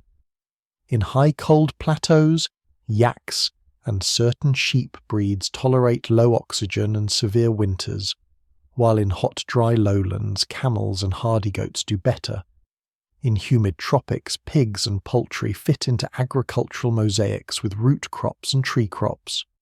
Farmers and herders evaluate how well different species use local vegetation, withstand climate extremes, reproduce under local disease pressures, and interact with other components of the system such as crops and water sources. Through this ongoing process of selection and culling, distinct breeds emerge that are adapted to specific niches, from short-tailed hare sheep in warm regions to long-wooled cold-adapted sheep in cooler climates, or small heat-tolerant cattle in the tropics versus larger dairy animals in temperate zones. Taken together, the domestication of animals and the development of agropastoral landscapes add new layers to the Holocene Earth system. Energy captured by crops from sunlight and stored in plant tissues now passes through domestic herds before reaching people, changing the efficiency and timing of food flows. Nutrient cycles between soil plants, animals, and humans become more tightly coupled in and around settlements. Vegetation patterns are shaped not only by climate and soil, but also by grazing, browsing, and trampling. Water use patterns reflect the needs of herds as well as fields. In many regions, these changes remain modest in spatial extent during the early to middle Holocene, but they represent a qualitative shift toward human-guided ecosystems, in which animals are partners in shaping the land that supports both them and the communities that manage them. In many regions of the Holocene world, the growing reliance on crops and herds leads to settlements that are more permanent and more densely occupied than earlier temporary camps, and daily life reorganizes around fixed houses, storage facilities, and surrounding fields. Villages appear along rivers on fertile plains and at upland edges where water-arable soils and grazing areas lie within walking distance. Their size varies from a few clustered households to communities of several hundred inhabitants, but they share common features. Houses are built close together, sometimes sharing walls, forming compact blocks that shorten paths between dwellings, fields, and wells. Construction materials reflect local geology and vegetation. In many regions, people mould mud into bricks and dry them in the sun, while elsewhere, timber frames support walls of woven branches coated with clay, or low stone walls are topped with lighter superstructures. Roofs are flat or slightly pitched, covered with reeds, brushwood, or packed earth, and supported by wooden beams. Floors are compacted earth, sometimes plastered with clay and ash. Inside, one or more rooms provide space for sleeping, food preparation, storage, and indoor work centered on hearths set into floors or raised slightly for cooking, heating, and simple firing. Around and within these houses, storage becomes a central feature of village life. Pits dug into the ground, often narrow at the top and wider below, hold grain pulses and other dried foods. Some are lined with claystone or woven baskets to keep out moisture and pests.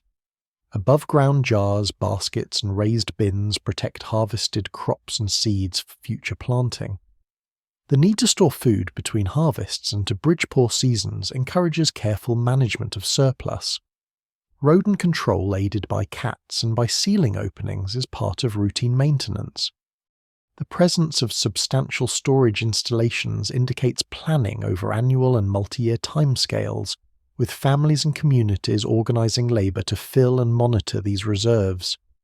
Daily work follows the rhythm of seasons, but also includes tasks that occur throughout the year. In planting seasons, fields surrounding the settlement draw much of the community's effort. People walk out to turn the soil with hoes or digging sticks to open shallow furrows and to drop seeds at appropriate depths. Weeding is done by hand or with simple tools removing plants that compete with crops. As crops grow, individuals watch for pests or water stress, adjusting small channels where water is available. At harvest, cutting, binding and transporting grain and other crops occupy many hours each day. Sickle blades bite through stems, and sheaves are carried back to the village or stacked before processing. Threshing, in which grain is separated from stalks, is carried out in open areas where animals trample, or where people beat bundles with sticks, followed by winnowing in moving air to remove chaff. Grain is then milled on grinding stones into flour or meal, as needed by repetitive motions that leave characteristic wear on bones and joints of those who perform this work over many years. Between agricultural peaks, other tasks fill the day. Herding requires early starts as sheep, goats, cattle or pigs are driven out to graze on nearby slopes, fallow fields or pastures. Herders monitor animals for injuries and signs of predators using dogs to keep flocks together. In the evening, animals are brought back to pens or enclosures where they are counted and sometimes milked, and milk is consumed fresh or processed into products that last longer than raw milk. Inside houses and courtyards, craft activities proceed. Pottery is formed from local clays, then dried and fired in hearths or simple kilns. Textiles and basketry are woven from wool, flax, reeds or tree bast. Stone tools are produced and resharpened at working spots marked by accumulations of flakes, while bone and horn are shaped into awls, needles and handles. These crafts supply tools, containers and clothing for daily life, and sometimes produce goods for exchange with neighbouring groups. Water management is a steady concern. Wells or springs within or near the settlement provide drinking water, while streams and rivers offer sources for washing, irrigation and livestock. Paths link water sources, fields and houses compacted by frequent use. Simple channels divert water into garden plots or small basins, and in some places check dams, slow flow, and encourage infiltration. Wastewater and refuse accumulate in middens outside houses or in pits that are periodically filled and abandoned. Over time, these deposits build layers rich in organic material, ash, pottery shards, and bones, altering local soils and creating low mounds that may become platforms for later construction. Social organisation is expressed through the arrangement of buildings, communal spaces, and shared facilities. Courtyards between houses serve as places for food processing, tool making, and interaction. Paths converge on central open areas where activities such as animal penning or gatherings occur. Some settlements include structures that differ from ordinary houses by their size or contents, suggesting use for ritual or storage of communal goods. Burial practices often within or near the settlement place. Graves under house floors, in courtyards or in nearby cemeteries, sometimes with modest offerings linking social memory to the physical fabric of the village. Division of labour reflects age, skill and experience. Younger individuals often take on herding, fuel wood collection and some field tasks. Older individuals may focus on tool maintenance, weaving childcare and planning. Exchange between villages occurs along paths and river corridors, as people travel to share news and trade surplus grain, animal products, pottery or stone tools, and to access resources not available locally. Health in Holocene villages reflects both the security and the risks of settled life. Stored food can reduce the danger of starvation during short-term shortages, but dependence on a limited range of crops may lead to nutritional imbalances if diets not diversified, and population density increases the chance that infectious disease spreads, where waste disposal is imperfect and water sources are shared. The physical setting of villages evolves as building episodes, repairs, and abandonments accumulate. Houses are rebuilt on similar footprints or shifted slightly, leading to sequences of occupation layers. Floods, fires, and subsidence reshape parts of the settlement, and new structures rise over old ones. In some cases, this process creates low mounds composed of building debris, ash, and refuse. In others, settlements move after a period, leaving behind foundations and pits that record their presence.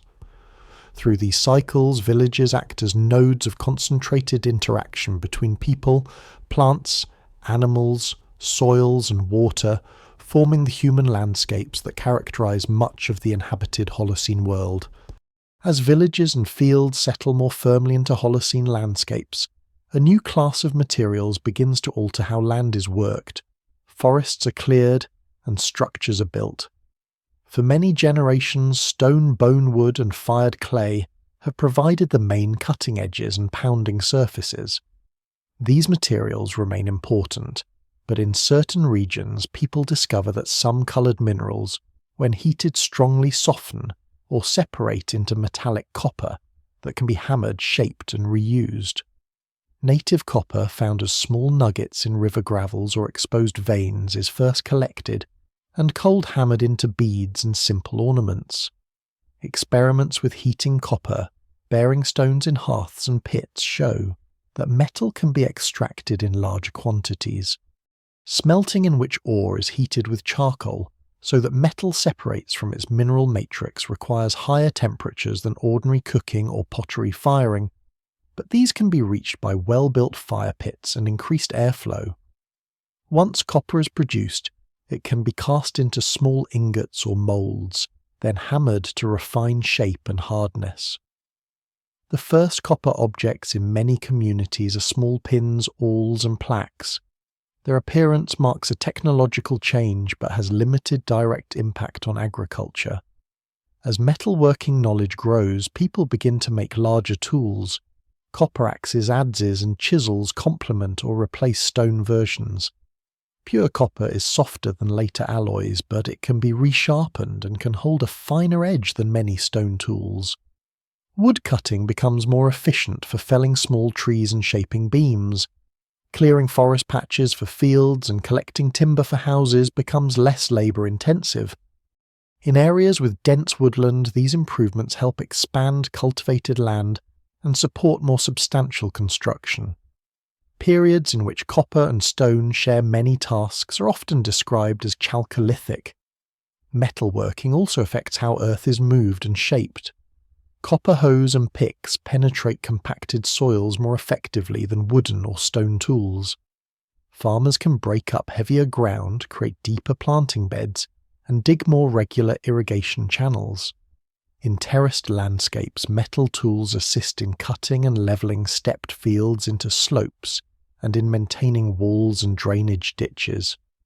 When cattle or other draft animals are harnessed to simple ploughs, metal-tipped cutting edges allow furrows to be opened more deeply and quickly.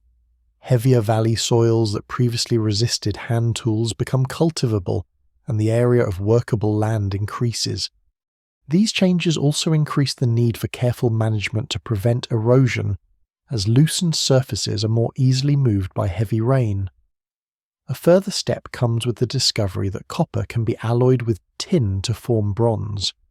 Bronze is harder and more durable than pure copper and maintains a sharp edge longer. Archaeological remains show that by the later Holocene communities in parts of Southwest Asia and neighbouring regions operate production systems to obtain copper, and tin smelt them and combine them in controlled proportions. Slag heaps, furnace bases, and moulds at mining and metallurgical sites indicate organised labour devoted to ore extraction and processing. Finished bronze tools move along trade routes to farming villages and towns. For work on land and wood, bronze blades provide reliable cutting and digging instruments.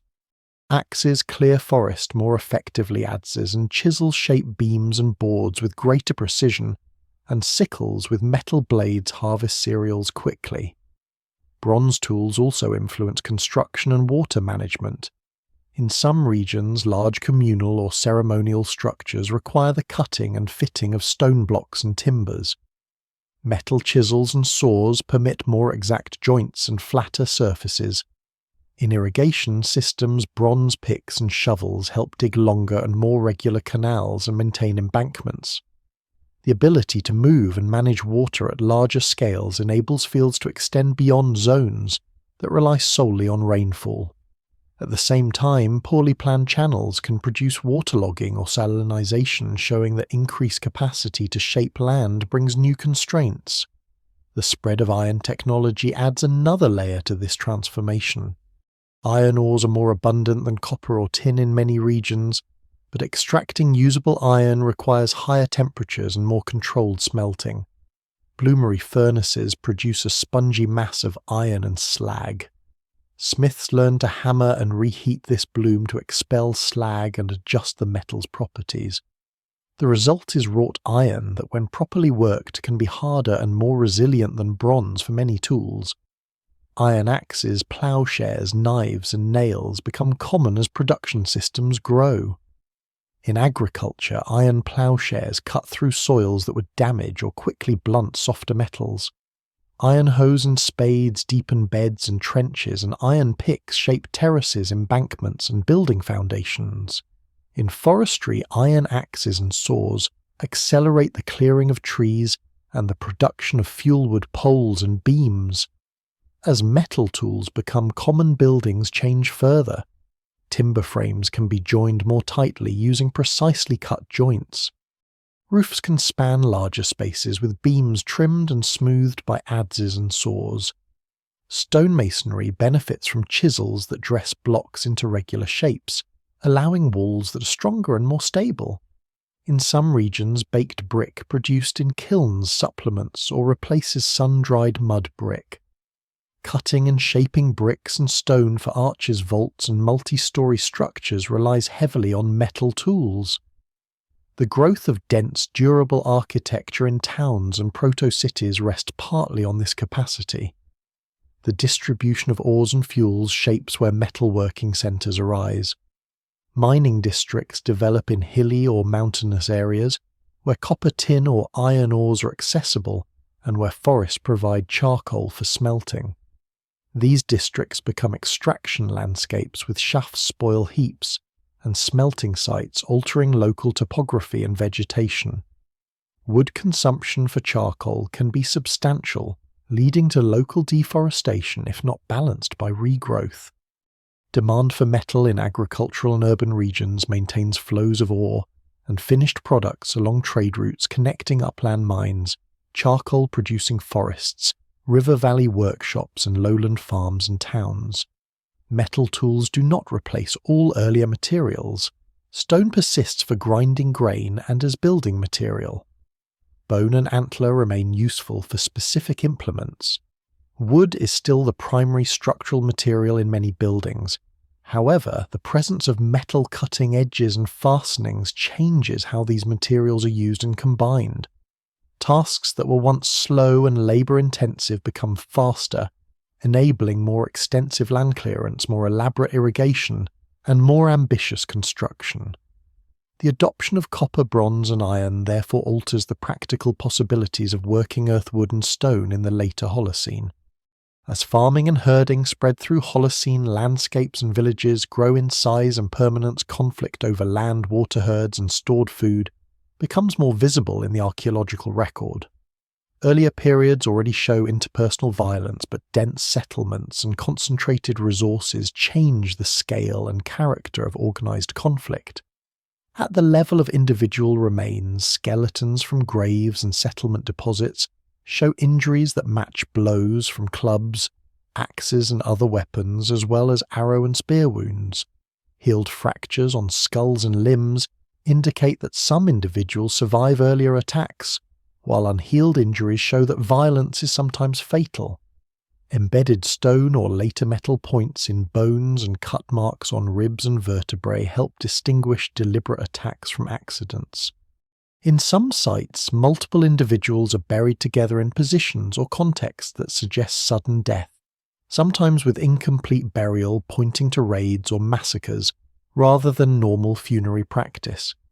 These traces on human remains are one of the clearest indicators of organized violence in Holocene communities. Settlement layouts and defensive features provide another line of evidence. Some villages and larger sites are surrounded by ditches, banks, palisades, or walls. A ditch is dug around the perimeter with the excavated earth piled inward to form a bank, and wooden posts set into the bank to create a palisade. In other cases, stone walls define a clear boundary. These constructions require coordinated labour and maintenance, indicating that the risk of attack is significant enough to justify the effort. Defensive sites often occupy strategic positions, such as hilltops, promontories, or edges of terraces overlooking approaches. Entrances are sometimes narrowed or bent, forming gateways that can be watched and defended. The arrangement of houses and storage areas inside may reflect an awareness of potential attack, with central zones kept clear for movement and outer zones more densely built. Weapons change over the Holocene in parallel with agricultural and metallurgical developments.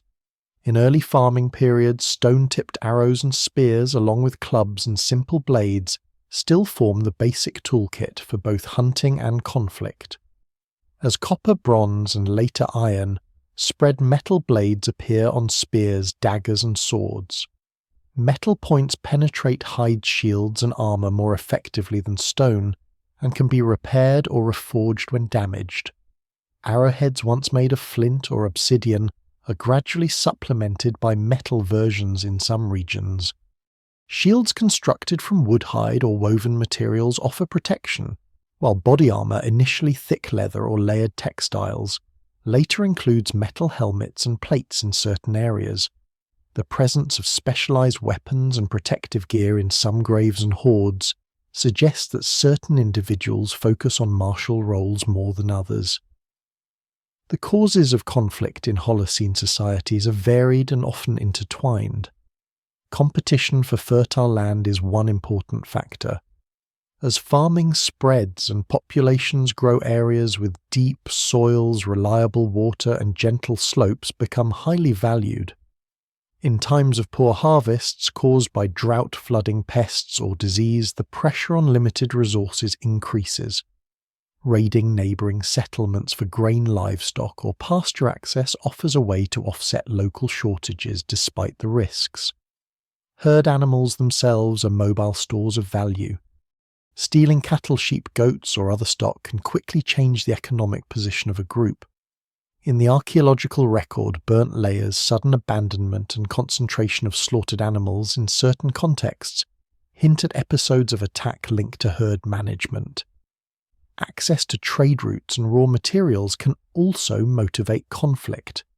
Communities located along river corridors, passes, or coastal routes control the movement of goods such as metal ores, finished tools, salt, or valued stones.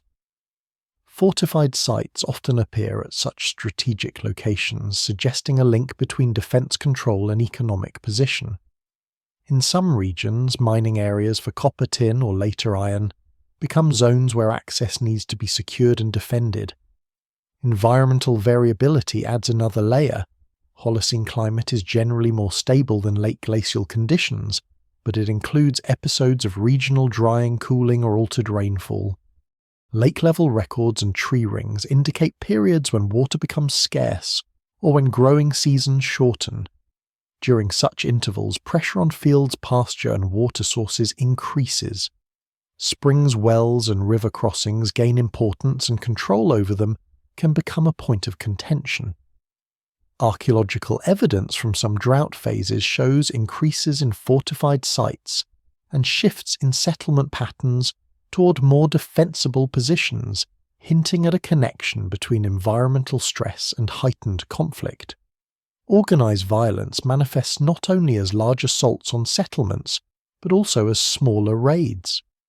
These fast-targeted attacks often occur when defenders are least ready, such as during seasonal tasks in fields or pastures.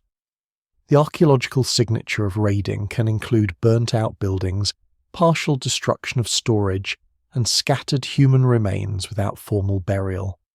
Over time, communities may adjust by building watchtowers or coordinating communal defense duties. The organization of defenders and attackers reflects the social structures of their communities. In small villages, defense is largely a collective task in which most able adults participate when needed, armed with everyday tools adapted as weapons. As populations grow and social roles diversify, some individuals may specialize as warriors either permanently or seasonally. Burial goods that include multiple weapons, armor, or symbols associated with combat suggest elevated status linked to martial activity, though clear separation between civilian and warrior is unlikely in many early contexts. Fortifications embody accumulated knowledge about attack and defense. Simple ditches and banks slow attackers, while higher walls resist scaling and fire. Excavations at fortified sites often reveal repairs and reinforcements showing that defences adapt to perceived threats and new technologies. The effort required to construct and maintain such works implies coordinated labour planning and leadership. Despite the evidence for conflict, Holocene communities also invest energy in cooperation exchange and shared infrastructure. Defensive structures sometimes protect not only stored food and houses, but also communal facilities such as wells and meeting places. Routes that can carry raiders can also carry caravans. Weapons that threaten neighbours can deter external attackers. The same technologies that cut timber for palisades and fashion spearheads also support agriculture, craft production and building. Organised violence therefore forms one part of a broader pattern of human interaction in Holocene landscapes arising when social, economic and environmental pressures concentrate, and when tools and social structures allow groups to project force beyond immediate personal disputes. The material record with its bones burnt layers, ditches and walls preserves the imprint of these pressures and responses even when the specific motivations behind each clash remain unknown. In Holocene villages and early farming landscapes, belief, ritual and social order develop in close connection with daily work in fields, herding grounds and households. Understanding comes from built spaces, burials, portable objects, and the arrangement of settlements since written records appear only much later. These traces show that communities organize shared practices to mark life events, to interact with forces they regard as more than ordinary, and to maintain relationships within and between groups. The physical settings of these practices are varied, but they often occupy recognizable places within villages or nearby landscapes, such as special rooms, open courtyards, hilltops, springs and caves. Within houses, certain areas are distinguished by repeated features. Hearths, raised platforms and wall niches sometimes contain carefully placed objects such as animal bones, shaped stones, figurines or containers with food or pigment. Floors are replastered many times, and earlier layers can contain buried offerings or the remains of household members, especially infants and children. Building new floors over these deposits incorporates the dead and special objects into the living space, linking successive generations within the same house. This pattern points to a social order in which households are enduring units that hold rights to space and fields, and in which ancestry matters for claims and identity. Outside individual houses, some settlements include rooms or buildings that lack the normal combination of hearth storage and sleeping areas. Instead, they contain benches, central stone installations, or concentrations of figurines and special deposits. These spaces likely serve as settings for gatherings that involve more than a single household. Floors and walls may be decorated with simple reliefs, or paint and repeated resurfacing shows regular use. In such rooms, people may share food, perform seasonal rites linked to sowing or harvest mark agreements, or resolve disputes. Participation in these activities helps organize cooperation for tasks such as irrigation, maintenance, herding schedules, or defense. Burials provide another window into Holocene belief and social order. In many early farming communities, the dead are buried within the settlement under house floors and courtyards, or in small clusters nearby. Grave goods vary from simple placements with no objects to richer burials with pottery tools, ornaments, and animal remains. The position of bodies, the orientation of graves, and the inclusion of particular items often follow patterns that hold within each community. Differences in grave goods hint at distinctions in age, sex status, or roles. Children may receive beads or small figurines, while some adult graves include items that signal involvement in herding hunting or craft production. In a few cases, more elaborate burials with multiple valuable objects, or with evidence of special structures over the grave point to individuals who hold particular authority or ritual roles. Secondary treatments of bones, such as exhumation cleaning and reburial in collective deposits, show that some communities maintain long-term relationships with ancestors, revisiting remains and incorporating them into later ceremonies. Beyond village boundaries, certain natural features attract repeated ritual attention. Springs, caves, and prominent rocks or hills become sites where people leave offerings of animal bones, broken tools, pottery, or figurines. The selection of these locations is not random. Springs offer reliable water in dry landscapes, caves provide sheltered spaces and high rocks, and hills mark boundaries or vantage points. Deposits at these places often include remains of animals that are otherwise rarely eaten, or objects that are intentionally broken or placed where they are difficult to retrieve. Such practices suggest that people treat these spots as points of contact with powerful aspects of water, earth, or sky. Seasonal movement patterns shape ritual calendars. In agropastoral societies, key tasks such as sowing, harvesting, lambing, and movements to and from upland pastures occur at roughly the same times each year. Communities often mark these transitions with gatherings that combine practical coordination and symbolic acts. People come together to plan work, redistribute food or animals, and settle conflicts. At the same time, they share meals and music and follow repeated forms of movement. The archaeological residues of such events include large cooking installations, accumulations of animal bones from feasts and open areas that see intensive short-term use. These episodes of collective activity link social order to the annual cycle of work and resource availability. The distribution of ritual objects across households and settlements sheds light on how widely practices are shared. Small figurines, beads, decorated vessels, and carved stones are found both in domestic contexts and in special deposits.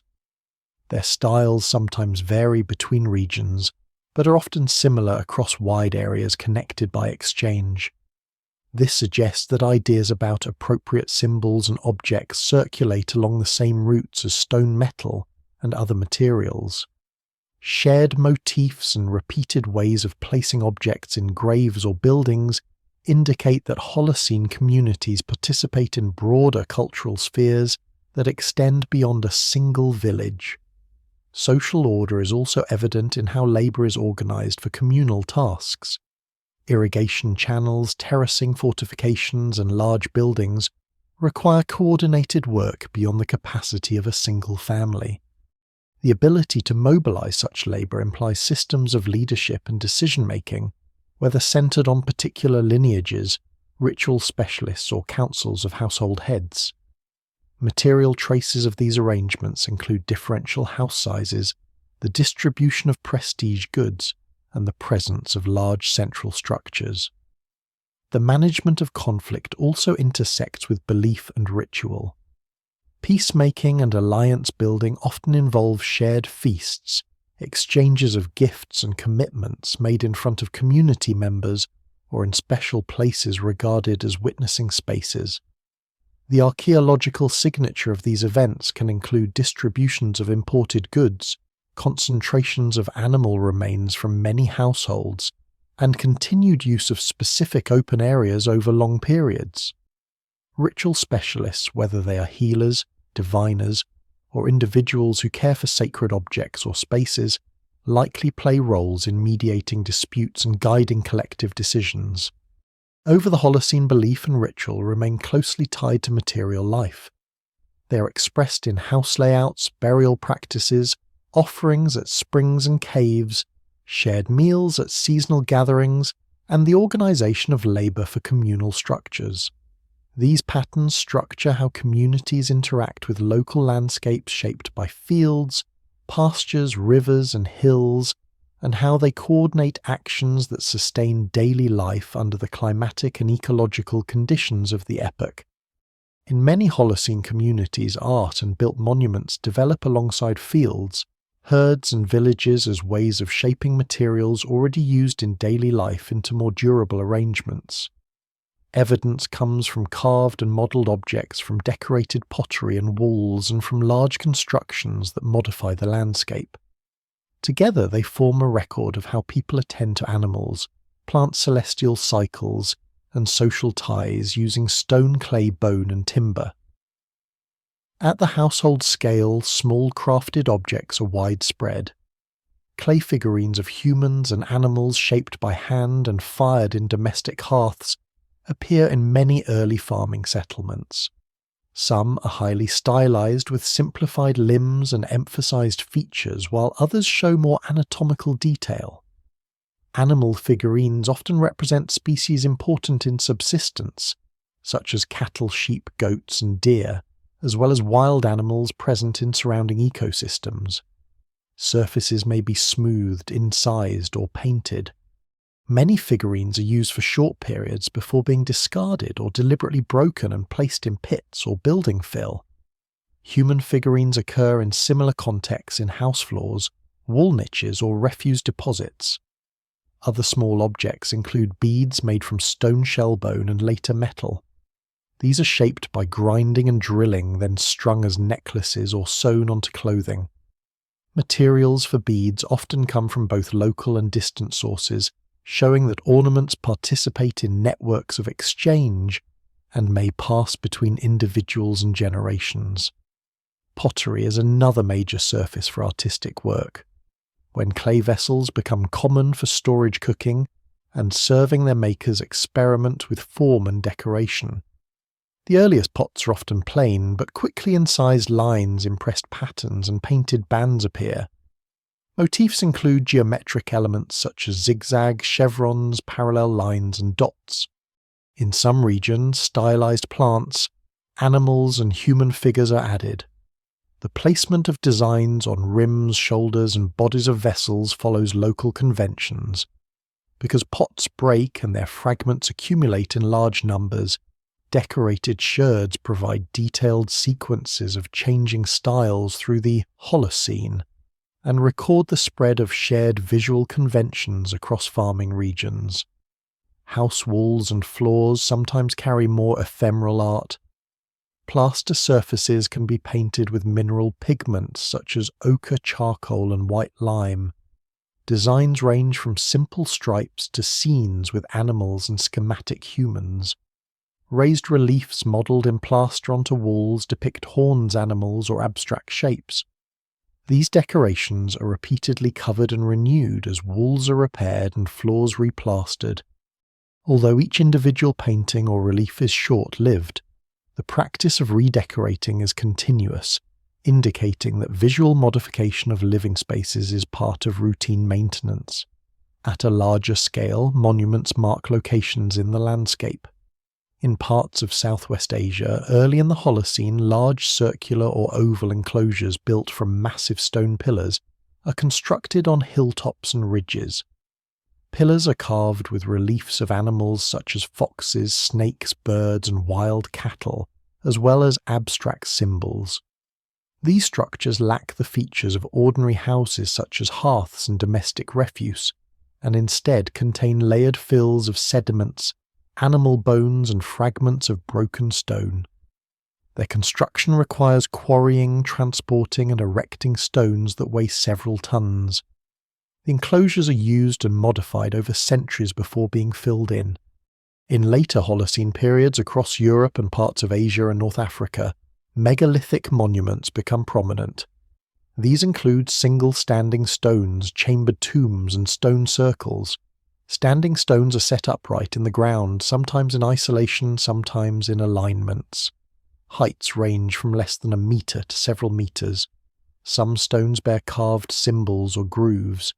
Chambered tombs use large slabs to form burial spaces covered by earth or smaller stones, while stone circles arrange uprights in roughly circular or elliptical patterns. The placement of these monuments often takes advantage of ridges, promontories, and horizon lines.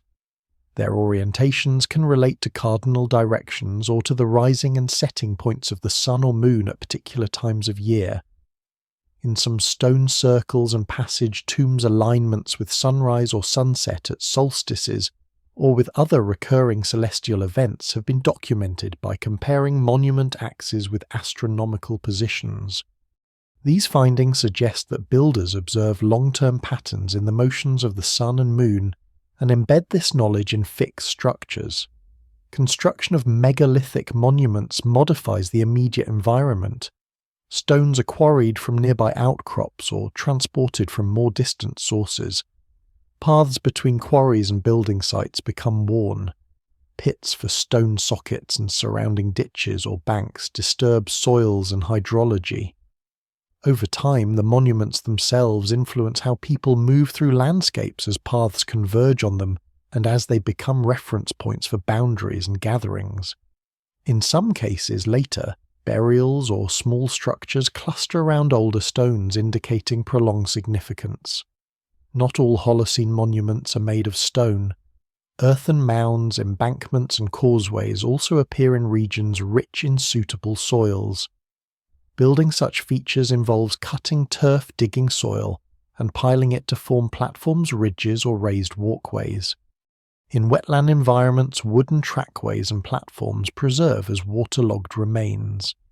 These consist of laid planks and round wood pinned with stakes, providing dry passage across marshy ground.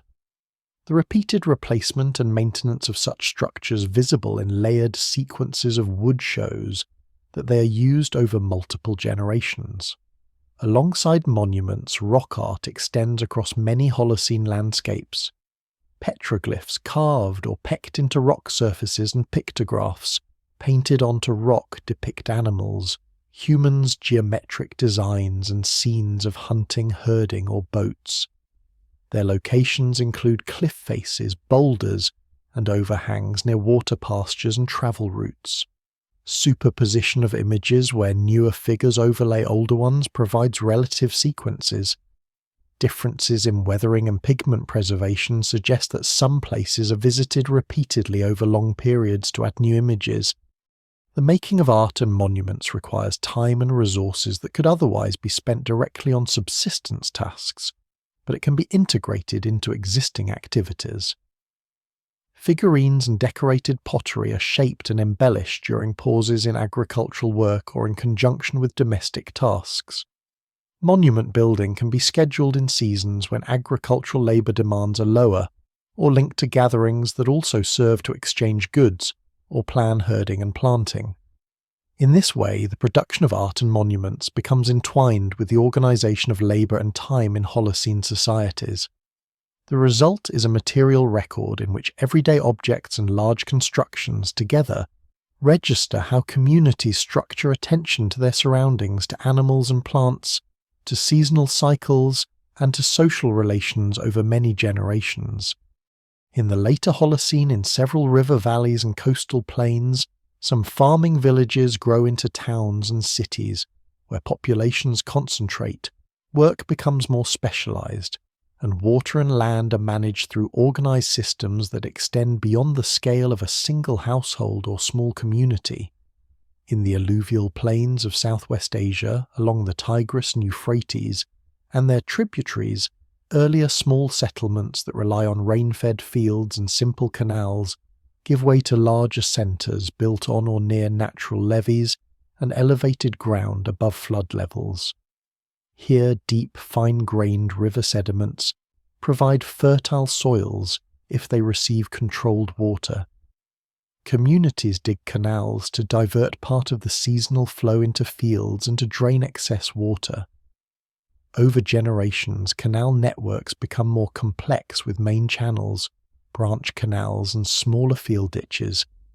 Their construction and maintenance require coordinated labour organised at village, district, and later city scales. Embankments are raised and repaired to reduce uncontrolled flooding, and gates or weirs adjust the flow into different sections. The layout of fields follows the canal lines with long rectangular plots oriented to slopes and watercourses. Within this framework, some settlements reach sizes of several thousand to tens of thousands of inhabitants. Buildings in these urban centres are densely packed with multi-room houses, workshops, open courtyards, and larger structures that serve administrative storage or ceremonial functions. Streets and alleys form networks that connect neighbourhoods, and city walls or ramparts mark edges. Within and between buildings, food processing, textile production, pottery, making, metalworking, and other crafts become organised in more specialised ways. Some households focus on particular skills, supplying others through exchange.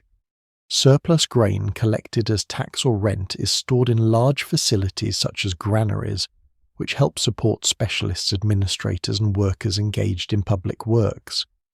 In this context of increased organisational complexity, writing emerges as a tool for recording and managing information. In southern Mesopotamia, clay tablets serve as durable writing surfaces. Scribes press reed styluses into moist clay to make wedge-shaped impressions that represent numbers, commodities, people, places, and eventually sounds and words.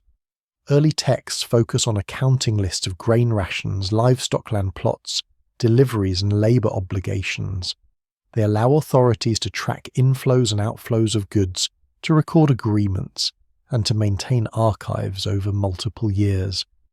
Seals carved from stone are rolled or stamped onto clay tablets and container stoppers to identify individuals or institutions responsible for transactions. Over time, writing extends to legal decisions, administrative orders, and later to narratives and hymns, but its initial function remains closely tied to the management of land, labour, and resources in a complex agricultural and urban system. Along the Nile, the rise of towns and proto-cities also builds on the predictable annual flood and fine silt deposits. Settlements expand along the narrow strip of cultivable land between desert and river. Irrigation, at first simple basin systems that use local floods, becomes more organised with embankments and canals distributing water to fields at different elevations. Larger centres develop near key junctions, such as where major tributaries join or where routes cross between Nile Valley and adjacent deserts. Monumental stone and mud brick structures appear, including temples and tomb complexes alongside more ordinary houses. Writing in the form of hieroglyphs is used on stone and papyrus to record names, events, and offerings, and also to support administration of agricultural lands, taxes, and labour for construction projects. In the Indus Basin, cities such as those on the Indus and its tributaries rise on elevated platforms above floodplains. Rectilinear street grids, drainage systems, and standardized baked bricks indicate planned layouts. Surroundings include irrigated fields that rely on seasonal rivers and groundwater. In workshops, crafts such as bead-making, metallurgy, and pottery are carried out at scale. Seals bearing distinct signs and animal images circulate between sites and likely function in administration and exchange. Though the writing system remains undeciphered, its use on seals tablets and other small objects suggests record-keeping tied to goods and social identities.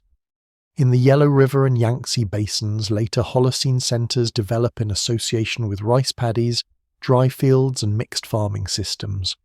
Water control for rice cultivation requires bunds dikes, and complex timing of flooding and draining. Settlements grow at nodes in these networks where decisions are made about water allocation and where surplus rice and other products are stored and redistributed. Early writing appears on bones and shells in some regions, with inscriptions associated with divination, and by extension with decisions about planting warfare and other matters. In all these cases, cities and managed landscapes co-evolve. The need to coordinate canal cleaning, field allocation and flood response supports the development of administrative hierarchies and calendars that track seasons and water levels. Observations of river behavior, rainfall patterns and celestial cycles inform decisions about planting and maintenance. Surplus production allows some individuals to work full-time as scribes, surveyors, builders, potters, metal workers, and merchants. Surveying techniques using simple cords, rods, and sighting devices help lay out fields, measure land for taxation, and align buildings. Standard measures of volume, weight, and length are introduced and recorded, making it possible to compare yields, redistribute rations, and plan large projects. The environmental impact of these managed worlds are noticeable. Irrigation brings benefits, but also risks. Without adequate drainage, salts dissolved in irrigation water can accumulate in upper soil layers as water evaporates, reducing crop yields. Archaeological and geoarchaeological studies in some ancient river valleys show patterns of salinization and shifts in settlement that reflect these constraints.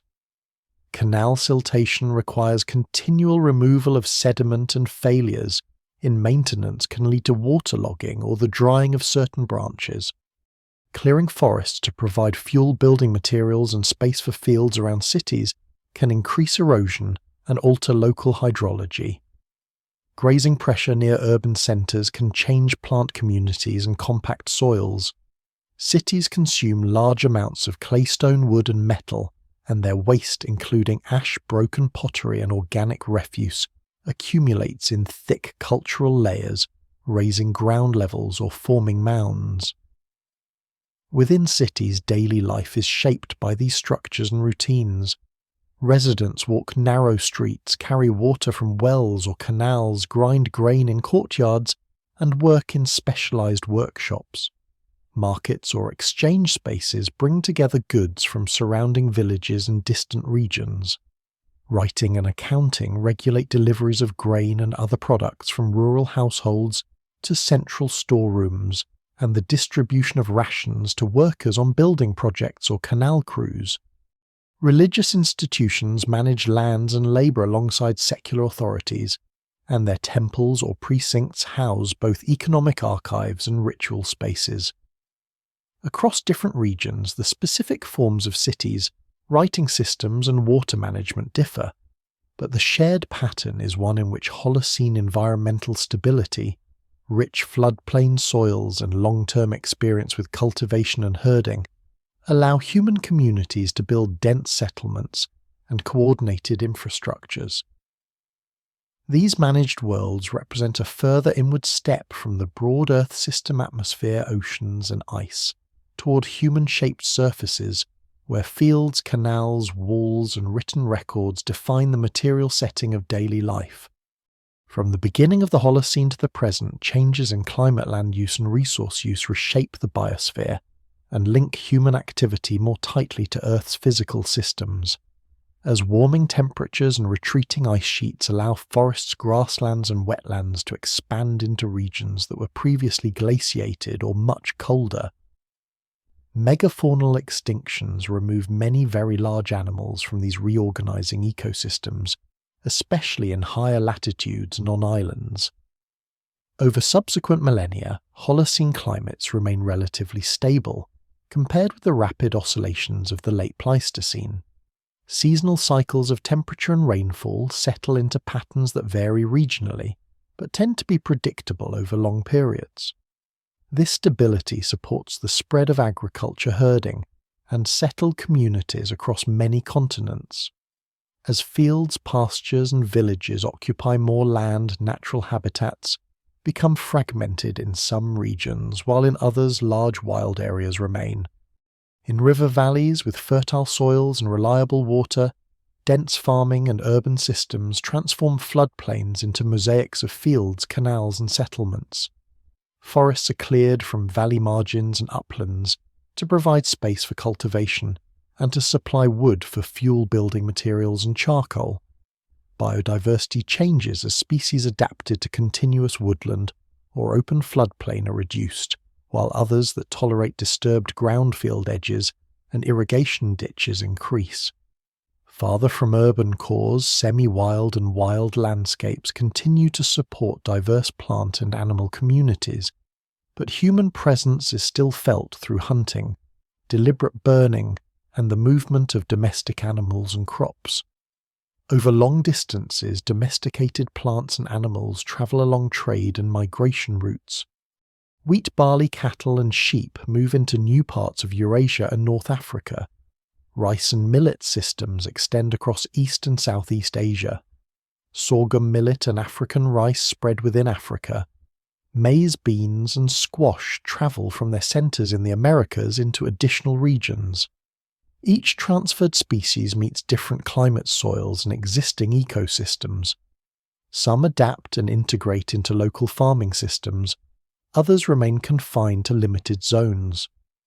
The mixing of species across former biogeographic boundaries accelerates in the late Holocene, and especially after transoceanic voyages connect previously isolated land masses. Plants, animals, and pathogens move between continents, altering ecosystems on a global scale and blurring earlier distinctions between native and introduced ranges. Climate itself is not static during the Holocene. Records from ice cores, tree rings, lake sediments, and marine deposits show that the epoch includes intervals of relatively warmer or cooler conditions and changes in regional rainfall patterns. In many cases, human societies adjust through changes in crop choice, water management, settlement location, and trade. However, these pre-industrial climate variations occur against a background of greenhouse gas concentrations that remain within a relatively narrow range compared with the modern period. Late in the Holocene, especially from the onset of widespread industrialization, in the 18th and 19th centuries of the Common Era, this situation changes. The combustion of fossil carbon, first in coal and later in oil and gas, releases large amounts of carbon dioxide to the atmosphere. Instrumental measurements and ice core records together show that atmospheric carbon dioxide concentrations climb well above levels observed at any time in the previous hundreds of thousands of years, and that the rate of increase is much faster than natural changes associated with glacial cycles. Global average temperatures follow this rise, increasing by more than 1 degree Celsius above mid to late 19th century baselines, with stronger warming over land and in high northern latitudes. Sea level begins to rise more quickly as thermal expansion of seawater and renewed melting of mountain glaciers and ice sheets add water to the oceans. Land surfaces also change rapidly in the later Holocene and modern period. Expanding agriculture, forestry, and urbanization convert large areas of forest grassland and wetland into cropland, pasture plantations, and built environments. Dams and reservoirs impound river water, altering flow regimes while groundwater is pumped for irrigation and urban use in many regions. Wetlands are drained for agriculture or development, reducing habitat for many species and changing local hydrology. These transformations modify albedo surface roughness and evapotranspiration, feeding back into regional climate and weather patterns. Biodiversity responds to this combination of habitat change, direct exploitation, pollution, and climate stress. Some species thrive in human-dominated landscapes, including many generalist plants, rodents, and birds that use fields and urban environments. Others decline or disappear as their habitats shrink, fragment, or shift faster than they can track. Overfishing and hunting reduce populations of many large marine and terrestrial animals. Invasive species, often transported inadvertently, compete with or prey on native organisms, Scientific assessments document increases in extinction rates above background levels, inferred from the fossil record especially for island species and for large animals and specialized plants. Conservation efforts and protected areas can slow or reverse losses in some cases, but the overall pattern remains one of rapid change. The concept of the Anthropocene arises from the observation that human actions now influence Earth's systems at scales comparable to major natural forces. The term refers to a proposed geological epoch in which human activity is a dominant factor in climate biogeochemical cycles and the physical structure of the surface. Evidence for such influence includes the sharp rise in greenhouse gases, widespread redistribution of species, large-scale land cover change, changes in river flows and sedimentation, and the presence of human-made materials such as plastics, metals and concrete in sediments. There is ongoing scientific discussion about how to define and formalize the Anthropocene within Earth history and exactly when it should begin, but there is broad recognition that the Holocene trajectory of human environmental influence culminates in the present situation of a human-dominated planet. Seen over the full span of the Holocene, the warming at its start, the stabilization of climate that supports the rise of agriculture and settlements, the gradual spread of farming and herding, the development of metal tools and cities, and the late acceleration of industrial activity form a continuous sequence. Throughout, humans interact with soils, water plants and animals in ways that both depend on and modify the surrounding environment. The early Holocene world of hunters moving across post-glacial forests and grasslands, the middle Holocene mosaic of villages, fields and pastures, and the later Holocene networks of cities and managed landscapes are stages in this progression in which human choices about energy, land use and material production become key factors in determining the conditions of climate biodiversity and the physical shape of Earth's surface within the epoch that begins with the end of the last ice age.